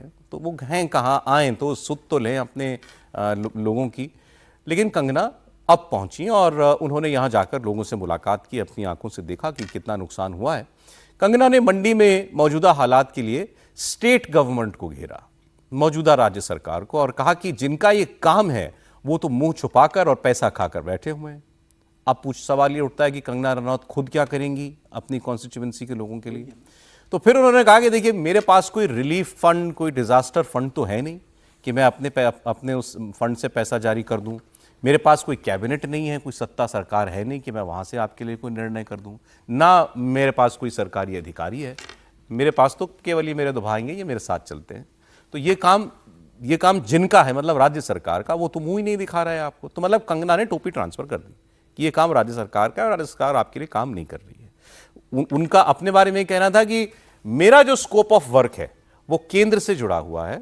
मैं पार्लियामेंट में अपने लोगों की बात करती हूं और ये काम मैं जरूर करूंगी कि मैं केंद्र के पास जाऊं, मैं प्रधानमंत्री और गृह मंत्री को अवगत कराऊं कि यहां पर कितना नुकसान हुआ है और वो आपके लिए कोई मदद जारी करें। इस पर जो कंट्रोवर्सी है उसकी बात मैं करूंगा बाद अभी आपसे। उनका बयान सुन लीजिए। जो ये डिजास्टर रिलीफ हो गया या डिजास्टर का जो काम हो गया, वो मेरे पास कोई कैबिनेट तो है नहीं। मेरे पास मेरे दो भाई हैं जो साथ साथ चले रहते हैं, यही मेरा कैबिनेट है और यही मेरा सारा। तो ये दो हैं। अब देखो, जिसकी मैं पहुंच तो जाती हूँ, लेकिन मेरे जो हक में है और मेरे जो स्कोप ऑफ वर्क में है, तो यही है कि मैं केंद्र से अपना रिलीफ फंड लेके आऊं। ना मेरे पास खुद अपने फंड्स हैं डिजास्टर रिलीफ को लेके, ना मेरे पास कैबिनेट है और ना मेरे पास अधिकारी हैं, और ना ही मेरे पास और किसी तरह की। एमपी की एक लिमिटेड वर्क होती है जो किसी पार्लियामेंट तक होती है। बार बार लोगों को खैर हम बताते भी हैं, लेकिन फिर भी हम पहुंच जाते हैं अपनी सांत्वना लेके। हम भी हिमाचली, हम भी पहाड़ी हैं, लेकिन जिनका ये काम है वो अपना मुंह दिखाते नहीं है, मुंह छुपा के बैठे हुए हैं। ऐसे मौके पर जैसे जो बात उन्होंने कही, क्या कहनी चाहिए थी, इस पर हम बात करेंगे। मैं आपको कंट्रोवर्सी बता रहा था क्या हुई थी। जब कंगना कुछ दिनों तक नहीं पहुंची यहां अपनी कॉन्स्टिट्यूएंसी में, तो लोगों ने, अब जो व्यक्ति इनके पीछे भी खड़े हुए थे, जयराम ठाकुर, वो पूर्व मुख्यमंत्री हैं भारतीय जनता पार्टी के। इनको क्योंकि ये गए, इनकी जो विधानसभा का क्षेत्र है वो इसी मंडी में आता है, तो ये तो पहुंचे हुए थे पहले से। तो इनसे लोगों ने पूछ लिया कि कंगना जी कहाँ हैं। तो उन्होंने कहा, साहब मैं आपके लिए जीता मरता हूं, मैं तो हूं, और जिसको परवाह नहीं है मैं उसके बारे में कुछ नहीं कह सकता। तो इसको कांग्रेस पार्टी ने हवा दी कि साहब देखो, पूर्व मुख्यमंत्री अपने सांसद के लिए ऐसा कह रहे हैं कि उनको तो सुध ही नहीं है। तो फिर कंगना से फिर पूछा गया, तब वो दिल्ली में थी, कि भाई आपके बारे में जयराम ठाकुर जी ने ऐसा कहा है। तो उन्होंने कहा, जयराम ठाकुर ने तो मुझे मना किया था आने के लिए। उन्होंने कहा था वहां तो कनेक्टिविटी है ही नहीं कोई इस वक्त, ना फोन चल रहा है, पुल बह गया है, सड़क है नहीं, आप कैसे आएंगी? तो सब ठीक हो जाए उसके बाद आप आइएगा। तो मैं तो उन्हीं के कहने पर नहीं गई हूं। तो ये चल रहा है इस वक्त भारतीय जनता पार्टी में हिमाचल प्रदेश के अंदर। मैं जरा एक पॉलिटिकल कमेंट इस पर लेना चाहता हूं। इस पर बीजेपी के अंदर कोई टसल है क्या? वो दिख रही है क्या? नहीं, कंगना रनौत कौन क्या टसल करेगा? कोई पॉलिटिशियन नहीं। जयराम ठाकुर कंगना रनौत का कोई, मुझे लगता है कोई टसल नहीं होगी। ठीक है, उनको नाराजगी होगी कि सांसद के रूप में वो नहीं आई है। अब कंगना रनौत को हिमाचल में अगले चुनाव के लिए कोई चुनौती नहीं है जयराम रमेश के लिए। जमीनी स्तर की नेता नहीं है, उनको ज़्यादा समय तो बॉलीवुड में अपने फिल्में बनाने में और फिल्म कैरियर की ओर ध्यान देना है। पार्टी ने टिकट दिया, चुनाव लड़ी, बन गई, जैसे हेमा मालिनी मथुरा में बनी, जैसे धर्मेंद्र बन जाते हैं, जैसे सनी देओल बन जाते हैं, जैसे तमाम फिल्म स्टार बन जाते हैं, वैसे वो भी बन गई। पार्टी टिकट काटेगी, वो फिल्म अपनी फिल्म इंडस्ट्री में लौट जाएगी। उन्हें हिमाचल से क्या लेना देना? हिमाचल में रहती है, अपना घर है, उसके आधार पर जीती। देखिए, एक सांसद हो आप सांसद, आपकी जिम्मेदारी दी है। आप जब चुनाव प्रचार करने गए थे तब आपने क्या कहा था? आपने कहा था कि मैं इस जगह का नक्शा बदल दूंगी। आपके पास फंड नहीं है कि हर सांसद मंत्री बनता है क्या? हर सांसद के पास रिलीफ फंड होता है क्या? पैसा तो रिलीफ फंड राज्य सरकार के पास आता है। आप मुख्यमंत्री के पास जाइए, आप मुख्यमंत्री से बात कीजिए, आपकी सरकार केंद्र में सत्ता में, आप गृह मंत्री के पास जाइए, प्रधानमंत्री के पास बात कीजिए। और आप इतनी बड़ी पर्सनालिटी हो, आप रिलीफ फंड के लिए तो आप 10 उद्योगपतियों को फोन कर सकते हो जिनसे आप डोनेशन लेकर अपने क्षेत्र में काम कर सकते हो। आप खुद इतने आर्थिक रूप से सक्षम हो कि आप 2-5-10 करोड़ रुपए इकट्ठे करके सामाजिक संस्थाओं से वहां बांट सकते हो। आप ये कह देना कि मैं बात करूंगी, रिलीफ फंड आएगा, ये लोग खा जाएंगे, मैं मंत्री नहीं हूं, मेरे पास कोई पोर्टफोलियो नहीं हो। 543 सांसद होते हैं क्या? सभी मंत्री बनते हैं क्या? तो मुझे लगता है कि आप ही केंद्र में सरकार है। नड्डा जी आपके हिमाचल प्रदेश से आते हैं, आप अपने राष्ट्रीय अध्यक्ष के पास जाइए, बताइए कि मंडी में क्या स्थिति आई है, अगले विधानसभा चुनाव में हमें तकलीफ होगी। मुझे लग रहा है कि ये गैर जिम्मेदार लोगों को अगर आप सांसद बना दोगे, जिनके लिए राजनीति से टाइम पास है, उन लोगों से अगर आप बनाओगे तो आपसे यही बयान की उम्मीद करनी होगी। यही सीख है उस पूरे प्रकरण की। ये पूरे प्रकरण की सीख है और जनता को सीखना चाहिए। कैसे हॉलीवुड और बॉलीवुड के स्टारों को आप सांसद बनाओगे तो आपको भुगतना पड़ेगा। इस काम से मुझे लगता है बहल साहब का कुछ एसोसिएशन कभी पीछे रहा है, मतलब क्या कोई सांसद जो है उसके हाथ में कुछ नहीं होता? नहीं, बिल्कुल नहीं। मैं इस बात से बिल्कुल अग्री नहीं करता हूं, क्योंकि जब महेश गिरी सांसद थे ईस्ट दिल्ली के, तो रेगुलर हमारी मीटिंग्स होती थी डीएम के साथ, डीसी के साथ मीटिंग्स होती थी हमारी। जो अगर डिजास्टर मैनेजमेंट की बात करें तो डिजास्टर मैनेजमेंट के ऑफिशियल्स के साथ भी वो मीट कर सकती हैं। वो मीट कर सकती हैं डिस्ट्रिक्ट एडमिनिस्ट्रेशन के साथ, वो मीट कर सकती हैं अगर उनको लगता है कि कोई ऐसा प्रोजेक्ट जो वहां पे है वो बनवा सकती हैं। तो एमपी लैड का फंड 5 करोड़ रुपए का 1 साल का होता है, उसका भी इस्तेमाल किया जा सकता है, प्रोवाइडेड कोई उसको मेंटेन करे उसके आगे, जैसे पीडब्ल्यूडी हो गई या दूसरी 5 करोड़ रुपया तो इनके पास अपना एमपी लैड का है हर साल। और मैं ये पूछना चाहता हूं उसमें से कितना पैसा इन्होंने अभी तक खर्चा किया? ये बहुत जरूरी है, क्योंकि बहुत सारे एमपी हैं वो नहीं कर पाते ये खर्चा। दूसरी बात आती है कि हमेशा से कंट्रोवर्सीज में रही हैं। इनको अगर आप देखिए फार्मर्स एजिटेशन में टाइम में इन्होंने क्या क्या सेंटेंस नहीं बोले थे कि बांग्लादेश जैसी सिचुएशन है, लोग मरे हुए हैं, रेप्स हो रहे हैं, क्या क्या नहीं बोला इन्होंने। तब बीजेपी ने अपना डिस्टेंस भी रखा था और इनको बहुत क्लियरली हिदायत दी गई थी कि आप स्टेटमेंट्स नहीं देंगे। तो जो बात समीर जी कह रहे थे वो बिल्कुल सच है। एक्टर्स जब भी कभी एक्टर्स बनते हैं एमपी, उनको पूरी स्टडी अच्छी तरह से करनी चाहिए कि एमपी का रोल क्या होता है, किस किस के साथ। अच्छा, एक चीज मैं कहना चाहता हूं, आप एक एजेंसी को नहीं, आप सारी एजेंसी, चाहे वो रोड से डील करती है, इलेक्ट्रिसिटी से डील करती है, वाटर से डील करती हैं, किसी चीज से भी डील करती हैं, आप सबको बुला के एक साथ मीटिंग कर सकते हैं कि हम कैसे इस टाइम पे सेंसिटिवनेस दिखानी बहुत जरूरी है, कैसे हम इनको रिलीफ प्रोवाइड कर सकें। अगली खबर महाराष्ट्र से है, जहां पर मराठी बनाम हिंदी की जंग खत्म होने की बजाय और तेज हो रही है। अब बीजेपी सांसद निशिकांत दुबे ने एक्स पर पोस्ट करते हुए लिखा है कि हिंदी भाषी लोगों को मुंबई में मारने वालों में अगर हिम्मत है तो महाराष्ट्र में उर्दू भाषियों को मारकर जरा दिखाओ। अपने घर में तो कुत्ता भी शेर होता है, कौन कुत्ता कौन शेर खुद ही फैसला कर लो। ये निशिकांत दुबे ने आज एक्स पर, यानी जो पहले ट्विटर था, उस पर उन्होंने लिखा है। अब निशिकांत दुबे ने कहा कि मराठी ना बोलने पर मारपीट करने वाले हमारे साथ बिहार, झारखंड, यूपी चलें और हम भी उन्हें पटक पटक कर मारेंगे। मतलब कह रहे हैं कि भाई तुम अपने राज्य में शेर बन रहे हो, मार रहे हो, हमारे राज्य में आ जाओ, हम भी दिखा देंगे। निशिकांत दुबे को समाजवादी पार्टी के विधायक रईस शेख ने जवाब दिया। देखिए क्या है कि आप क्या कह रहे हो कि मराठी बोलना होगा? आप किसकी रोटी खा रहे हो? वहां टाटा है, बिरला है, रिलायंस है, कोई महाराष्ट्र में यूनिट नहीं है। सब टैक्स पेयर जो है, टाटा यदि बिहार झारखंड नहीं होता, उस वक्त बिहार नहीं होता, टाटा ने तो पहली फैक्ट्री वहीं बनाई। हमारे पैसे पर पल रहे हो, तुम कौन सा टैक्स देते हो, कौन सी इंडस्ट्री है तुम्हारे पास, दोहन करके शोषण करके टैक्स पेयर करते हो। और यदि आप में ज़्यादा हिम्मत है तो आप हिंदी भाषी को मारते हो तो उर्दू भाषी को भी मारो, तमिलियन को भी मारो, आप जो है तेलुगु वाले को भी मारो।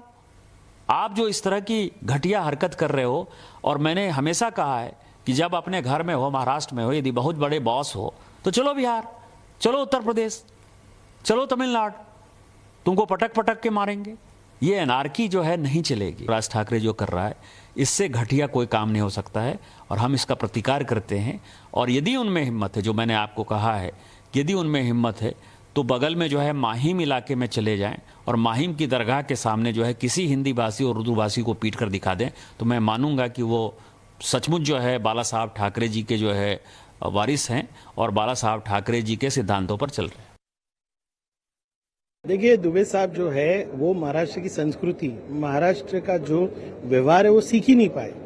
पहले तो उनको कायदे से महाराष्ट्र की संस्कृति सिखाने की जरूरत है। कायदा मतलब कैसे सिखाएंगे आप बताइए। अभी आजकल जो फैशन चल रहा है, हमको लगता है वही भाषा उनके साथ भी बोलनी चाहिए। उर्दू को किसी धर्म के साथ जोड़ना ये भारतीय जनता पार्टी का दाव है, इस पर मत जाइए। और इस बयान को कौन सुनता है सर? अब जो बात निशिकांत दुबे ने कही है, इससे पहले ये बात बीजेपी के जो कैबिनेट मंत्री हैं वहां पर हमने आपको नीतीश राणे, उनका स्टेटमेंट हमने आपको दिखाया था 2 दिन पहले, वो भी यही कह रहे थे। उनका खैर अपना पॉलिटिकल एजेंडा तो है ही। नीतीश राणे ने इसको खुलकर मुस्लिम रंग दे दिया था कि भाई जाओ, जो मुसलमान लोग हैं वो उर्दू बोलते हैं, मराठी नहीं बोलते, मुंबई में रहते हैं, जाकर के कॉलर पकड़ के दिखा दो। वही बात आज निशिकांत दुबे ने कही है कि जो उर्दू बोलता है उसको पकड़ो। और उर्दू ही क्यों, तमिल बोलने वाला भी वहाँ पर है, मलयाली बोलने वाला भी वहाँ पर है, कोई भी और किसी और राज्य का, हर राज्य का निवासी होता, कम से कम मुंबई में तो रहता ही है। और बिल्कुल ये वो कह रहे हैं, वो ज़रूरी नहीं कि वो मराठी बोलता है। तो लेकिन ये व्यवहार ये उत्तर भारतीयों के और खासकर यूपी बिहार के लोगों के साथ ही क्यों?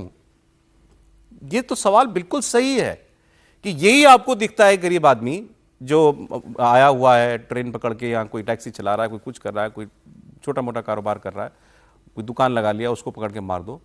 बाकी सब राज्यों के लोग वहां पर रह रहे हैं। इसका मतलब इसका मुद्दा मराठी है ही नहीं, ये मुद्दा कुछ और है।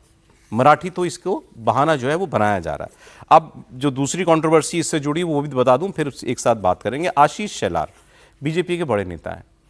अब इन्होंने मुंबई अध्यक्ष हैं और इन्होंने एक स्टेटमेंट दिया ऐसा ही जुड़ा हुआ।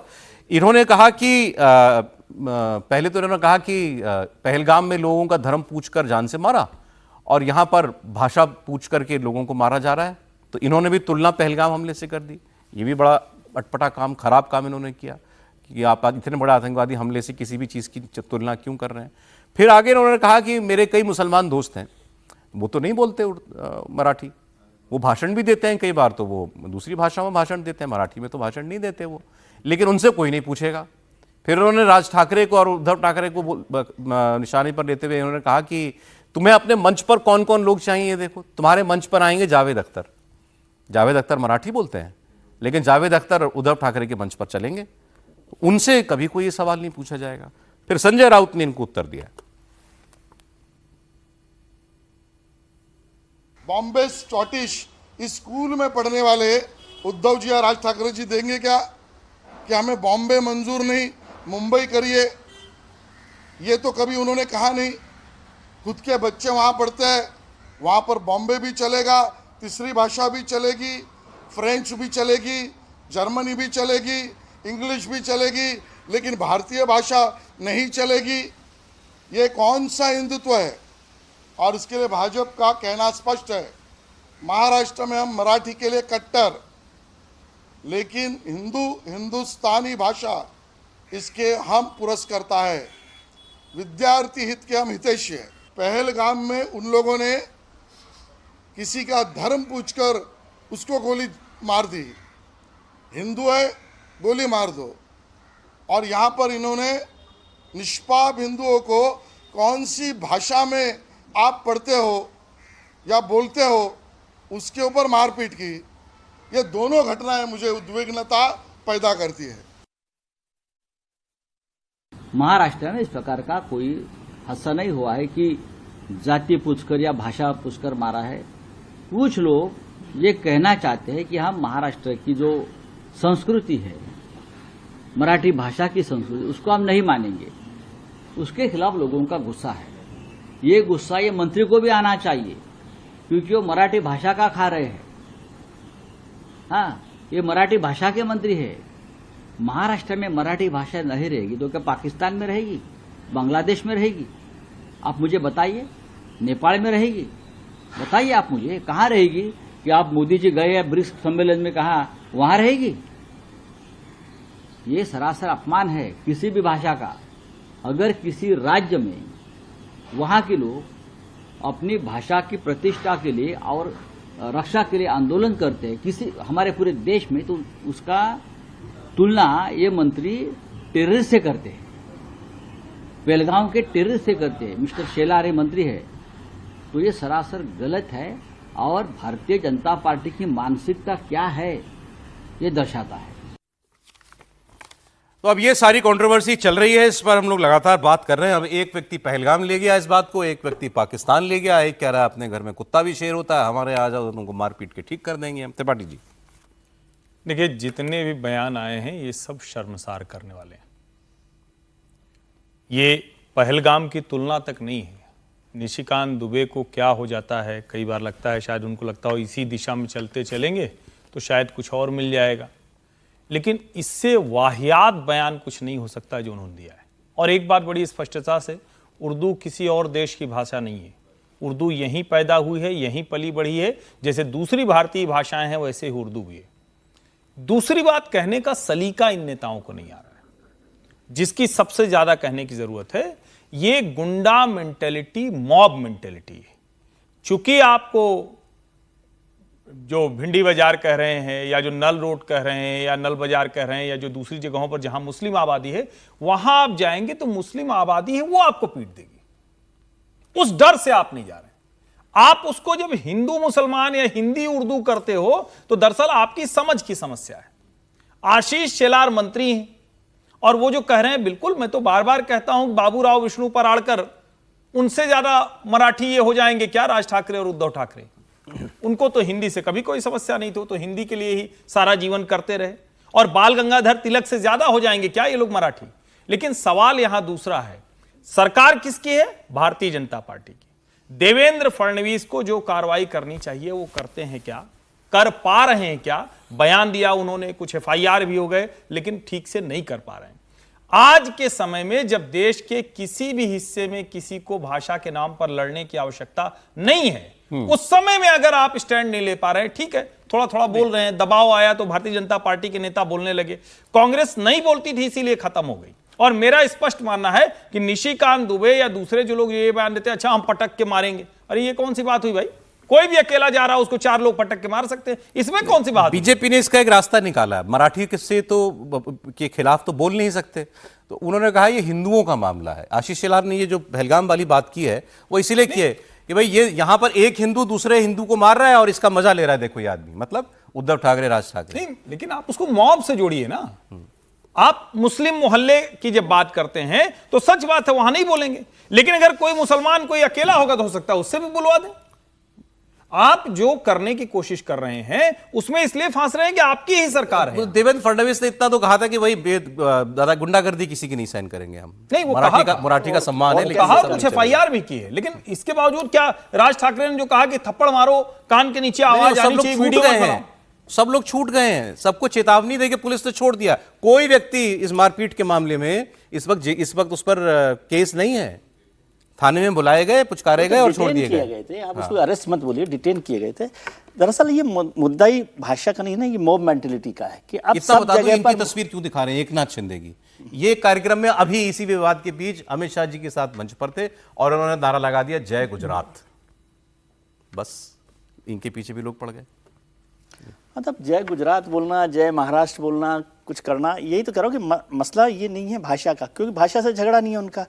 और अभी जैसे बात हुई उर्दू को लेकर, उर्दू की बात क्यों कर रहे हैं? उर्दू भी तो हिंदुस्तान की जुबान है ना, ठीक है। तो मसला क्या है कि नहीं सर, ये मसला है बात mob देखिए mentality। यहाँ मेरा थोड़ा सा हुआ कि भाई ये बात भी जानी चाहिए अंडरलाइन होकर के, हिंदी बोलने वाले से प्रॉब्लम है तुमको, तमिल तेलुगु सब बोलते हिंदी हैं, बोलने वाले से प्रॉब्लम नहीं है, गरीब से प्रॉब्लम है। ये थोड़ा सा आप बताइए, हिंदी बॉलीवुड में जितने लोग हैं वो बोल रहे हैं वहां पे पिटाई कर देंगे राज ठाकरे। तो हिंदी है, नहीं बोलते तो बताइए, हिंदी है ये। मुझे बताइए, बांद्रा में, बॉम्बे आप जाते हैं, ये हर्ष जी तो वहां रहे हैं, वो बैठे हुए हैं समीर जी, बांद्रा में जितने लोग हैं हिंदी बोलने वाले लोग हैं, बॉलीवुड में जितने हिंदी बोलने वाले लोग हैं, राज ठाकरे की बहुत दोस्ती है बॉलीवुड में, ये सबसे मराठी में बात करते हैं क्या? उनसे पिटाई कर देंगे, उनसे मराठी में बात करते हैं। मसला वो हिंदी का नहीं है ना, हिंदू का है, गरीब का है। गरीब को आप पीट सकते हो, जैसे कहा कि अकेला मुसलमान भी मिल जाएगा उसको भी पीट लेंगे, अकेला हिंदू मिल जाएगा उसको पीट लेंगे। और अभी तो वो निशिकांत जी तो शायद दूसरे ट्रैक पर चल रहे हैं, क्योंकि अभी तो वो झारखंड में उन्हीं का जो था वो दामाद वाला क्या मसला था, घुसपैठिए दामाद, उसका नतीजा उन्होंने देख लिया है। वो जिस तरह से आजकल कुछ पाने के लिए कुछ भी बोलने को तैयार है, जैसे कंगना जी, आप कंगना जी पर भी आपने चर्चा की, आपको पता नहीं कि कंगना जी के राज्य में अभी 2014 में हिंदुस्तान आज़ाद हुआ है, तो वहाँ पर थोड़ा सा काम करने में मुश्किल हो रही है।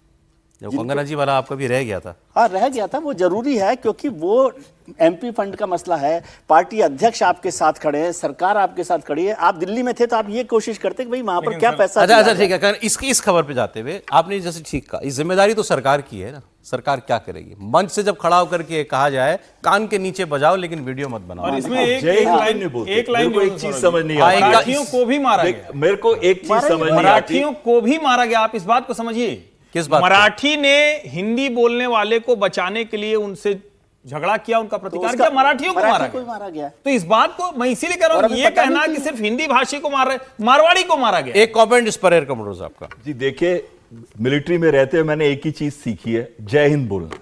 और मैंने किसी लीडर को जय हिंद बोलते हुए नहीं देखा, प्रधानमंत्री मोदी जी को छोड़ के मैंने किसी लीडर को, स्टेट के लीडर को जय हिंद बोलते हुए नहीं देखा। हमारे लिए देश सर्वोपम है, हमारे लिए देश के लिए जान देने के लिए हम तैयार रहते हैं। क्यों रहते हैं? क्योंकि देश सबसे पहले आता है, स्टेट उसके बाद आती है, लोग उसके बाद आते हैं, एंड में हम आते हैं। मेरी एक रिक्वेस्ट है कि पहले हम जय हिंद बोलना शुरू करें, उसके बाद जो स्टेट के हैं फिर बोलें। यही बन जाए सबका राम राम, यही हो जाए। समीर जी बता सकते हैं, शेलार साहब ने अभी जब ये राज ठाकरे के बेटे का चुनाव था उसमें प्रचार किया था कि नहीं किया था? नहीं गए थे, नहीं किया था। तो प्रचार करने। चलिए यूपी से एक खबर है, बड़ी खबर, क्योंकि ये बनती जा रही है, इसकी बात हम कर लेते हैं। यूपी में एक धर्मांतरण गिरोह पर एक्शन हुआ है और इसके बारे में जितनी जानकारियां आई आप सुनेंगे तो अभी चौंक उठेंगे। इसका जो सरगना है वो एक छांगुर बाबा नाम का व्यक्ति है। इसका असली नाम है जमालुद्दीन उर्फ छंगूर बाबा। पुणे में इसने करोड़ों की प्रॉपर्टी बनाई है। लोनावला में 16 करोड़ की प्रॉपर्टी खरीदी इस आदमी ने, और ये एक कन्वर्जन धर्मांतरण रैकेट चला रहा था। यूपी एसटीएफ ने इसको पकड़ा है और उसके मुताबिक छंगूर बाबा के नेटवर्क को विदेशों से फंडिंग मिलती है करोड़ों रुपए की। छांगुर बाबा समेत 4 आरोपियों को गिरफ्तार कर लिया गया है। इस पूरे नेक्सस में शामिल 14 बाकी लोगों की तलाश की जा रही है। जमालुद्दीन उर्फ छांगुर बाबा कभी यूपी की सड़कों पर फेरी लगाता था और अंगूठियां, नग वगैरह बेचा करता था। फिर इसको ये आइडिया आया धर्मांतरण का। ये कई देशों में, दुनिया के 40 देशों में घूम चुका है ये आदमी, और वहां जगह जगह से करोड़ों रुपए की फंडिंग इसने इकट्ठा की है। इसका खास काम क्या था कि हिंदू लड़कियों को फुसलाओ, उनका धर्म परिवर्तन कराओ और फिर उनको भी लालच दो, लड़कियों को भी लालच का पैसा दो। और जो रेट तय थे पैसे देने के धर्मांतरण के बदले, वो जाति के हिसाब से थे। मतलब ब्राह्मण, ठाकुर, यादव की लड़की को अगर आपने मुसलमान बना दिया तो उसका रेट सबसे ज्यादा, फिर अगर और किसी जाति को बना दिया तो उसका रेट उससे थोड़ा सा कम, फिर आपने कोई पिछड़े दलित लड़की को बना दिया, मुसलमान बना दिया तो उसका रेट कम। इस तरीके से ये ऑपरेट करता था। और इसके जो सबसे खास सिपह सलार थे, और ये हमने कई मामलों में देख लिया इस बात को, वो खुद कन्वर्टेड लोग थे। खुद ऐसे लोग थे जिन्होंने अपना मजहब छोड़कर इस्लाम अपनाया, और वो इनसे भी ज्यादा अग्रेशन के साथ फिर और लोगों को कन्वर्ट करने की कोशिशें करते थे। तो एसटीएफ ने इस पर बड़ी कार्रवाई की है। और इस पर अब अभी ये भी खबर आई है समीर जी कि यूपी सरकार ने अपना जो धर्मांतरण कानून है उसको भी अब और सख्त कर दिया। नहीं, वो तो पहले ही होना चाहिए था, लेकिन इसके साथ तो एक बड़ी घटना भी जुड़ी हुई है कि एक कंपनी चला रहे थे, ये एम्प्लॉय करके रखे थे धर्मांतरण के लिए, लड़कियों को लाना, उनको बहलाना, कंपनी की तरह करते थे काम। कंपनी की तरह कुछ एम्प्लॉयज रखे हुए थे जिन्हें महीने की सैलरी जाती थी, और अगर बेहतर काम कर रहे हो, आप ज़्यादा लड़कियों को धर्म परिवर्तन करवा कर लेके आ रहे हो, तो आपको इंसेंटिव भी मिलता था उसके लिए। और आइडेंटिफाइड करके कि कहाँ पर कौन सी लड़की को आप धर्म परिवर्तन करवा सकते हो, कौन से स्कूल में, कौन से कॉलेज में आपको फोकस करना है, इसका रिसर्च के लिए 10 से 12 लोग इससे रखे हुए थे रिसर्च करने के लिए। तो ये संगठित अपराध चला रहा था, कॉर्पोरेट तरीके से धर्मांतरण बिल्कुल कर रहा था। और 12-15 देशों से इससे लाख करोड़ों रुपए आ रहे, 100 करोड़ तो इसके अकाउंट में निकले। जो पैसा इसके पास 100 करोड़ रुपए अकाउंट में था विभिन्न कंपनियों में, 8 से ज्यादा कंपनियां बना के रखी थी, जो पैसा ये कैश में और अकाउंट के थ्रू पैसा ट्रांसफर किया जाता था। मुझे लग रहा है और ये सब विदेशों से आ रहा था, पैसा विदेशों से आ रहा था। कई उद्योगपति, बाहर के जो उद्योगपति वो उसको इस काम के लिए पैसा मुहैया करा रहे थे।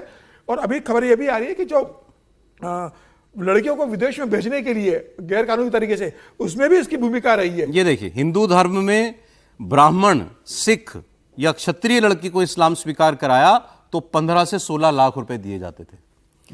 पिछड़ी जाति की लड़की को मुसलमान बनाया तो 10 से 12 लाख, और जाति की लड़कियों को 8 से 10 लाख रुपए दिए जाएंगे अगर वो मुसलमान बन जाएं तो। 40 देशों में ये और इसके साथी जो हैं वो घूम चुके हैं। आपने ठीक बताया, 100 करोड़ रुपया जो है वो इनको फंडिंग में मिला। महाराष्ट्र का पूर्व मंत्री भी इसके संपर्क में था। महाराष्ट्र का पूर्व मंत्री, पूर्व का एक मंत्री, सरकार का एक मंत्री इसके संपर्क में है। जो जांच हो रही है उसमें संभावना आ रही है कि उस मंत्री का, जो अब वो एमएलए नहीं है, मंत्री भी नहीं है, वो चुनाव हार गए, वो मुस्लिम है, वो इसके संपर्क में थे। आने वाले समय में उनका नाम हर्षवर्धन जी का इस पर, क्योंकि इस काम को कुछ लोग हमारे देश में बड़ी हे दृष्टि से देखते हैं। किस काम को? ऐसे कानून बनाना या ऐसी कार्रवाइयां करना धर्म परिवर्तन के नाम पर। वो इसको मौलिक अधिकार मानते हैं कि हाँ, अगर मैं अपनी मर्जी से अपना धर्म बदल रहा हूं, मैं हिंदू से मुसलमान हो रहा हूं, तो किसी को क्या प्रॉब्लम है। हाँ, अगर मैं अपने धर्म का प्रचार कर रहा हूं और मैं चाहता हूं कि और लोग मेरे धर्म में जुड़ें, तो ये मेरा फंडामेंटल राइट है, तो इसमें किसी को प्रॉब्लम क्या होनी चाहिए। ये है प्रॉब्लम कि आप पैसे से तोलते हो, और पैसे 15-15, 20-20 लाख रुपए देकर आप धर्म परिवर्तन करा रहे हैं। सौरभ जी, पहली बार नहीं हुआ है। और ये जो जमालुद्दीन है, ये खुद भी तो कन्वर्टेड ही है ना। ये खुद भी कन्वर्टेड है, खुद भी तो कन्वर्टेड है ना। ये ओरिजिनल थोड़ी ना अरब से आया था या कोई मुगलों की परवरिश है। मुझे कई बार ये बात करते हुए, और हम लोग जब ये बात करते हैं तो हमें भी बड़ा अजीब लगता है कि हिंदू मुसलमान कर रहे हैं क्या, जो लोग देख रहे होंगे वो कैसे देख रहे होंगे। लेकिन ये बात तो करनी पड़ेगी, और ये बात आप करेंगे तो आपको कम्युनल कह दिया जाएगा। फिर आपको साफ दिख रहा है कि अगर वो ब्राह्मण लड़की है, अगर वो क्षत्रिय लड़की है, अगर वो सिख लड़की है, उसके रेट क्यों ऐसे तय किए जाते हैं। सोचिए कितना शर्म आ रही बोलते होंगे कि रेट तय किया जा रहा है। लेकिन जब एक पूरा संगठित गिरोह मुस्लिम कन्वर्जन पर लगा हुआ है, और ये कोई एक घटना नहीं है, हम लोग बहुत सी घटनाएं जानते हैं, आंख मूंद लेते हैं क्योंकि लगता है कि इस पर बात नहीं करनी चाहिए। इस पर हम कितनी बार बात कर चुके हैं। अगर किसी को प्रेम है तो क्या एतराज है भाई, तब क्यों ये मुल्ला मौलवी आकर बोलते हैं कि नहीं, बिना कन्वर्ट हुए बात नहीं हो पाएगी, हमारा निकाह तो वैध ही नहीं हो सकता, उसको तो अल्लाह कबूल ही नहीं करेगा। तो सवाल यह है कि इस सब के बावजूद एक जमालुद्दीन मिलता है, कुछ दिन कार्रवाई होगी, लेकिन इसने कितने घर बर्बाद कर दिए होंगे। वो लड़कियां क्या कभी लौट कर जा पाएंगी, कितने लोगों को बर्बाद कर दिया होगा। और उसके बाद फिर किसी जगह आप खड़े होंगे तो कोई कहेगा कि ये सब भूल जाओ, केरला स्टोरी पूरी भूल जाओ, जो लड़की सुप्रीम कोर्ट तक गई उसको भूल जाओ, और उसके बाद आप फिर कहेंगे ना ये बात करोगे तो तुम कम्युनल हो, तुम सांप्रदायिक हो, तुम हिंदू मुसलमान। सोचिएगा इस खबर पर आप भी। बहुत शुक्रिया सर, आज समय इतना ही था। बहल साहब, समीर जी, विजय जी, हर्षवर्धन जी, बहुत शुक्रिया आपका।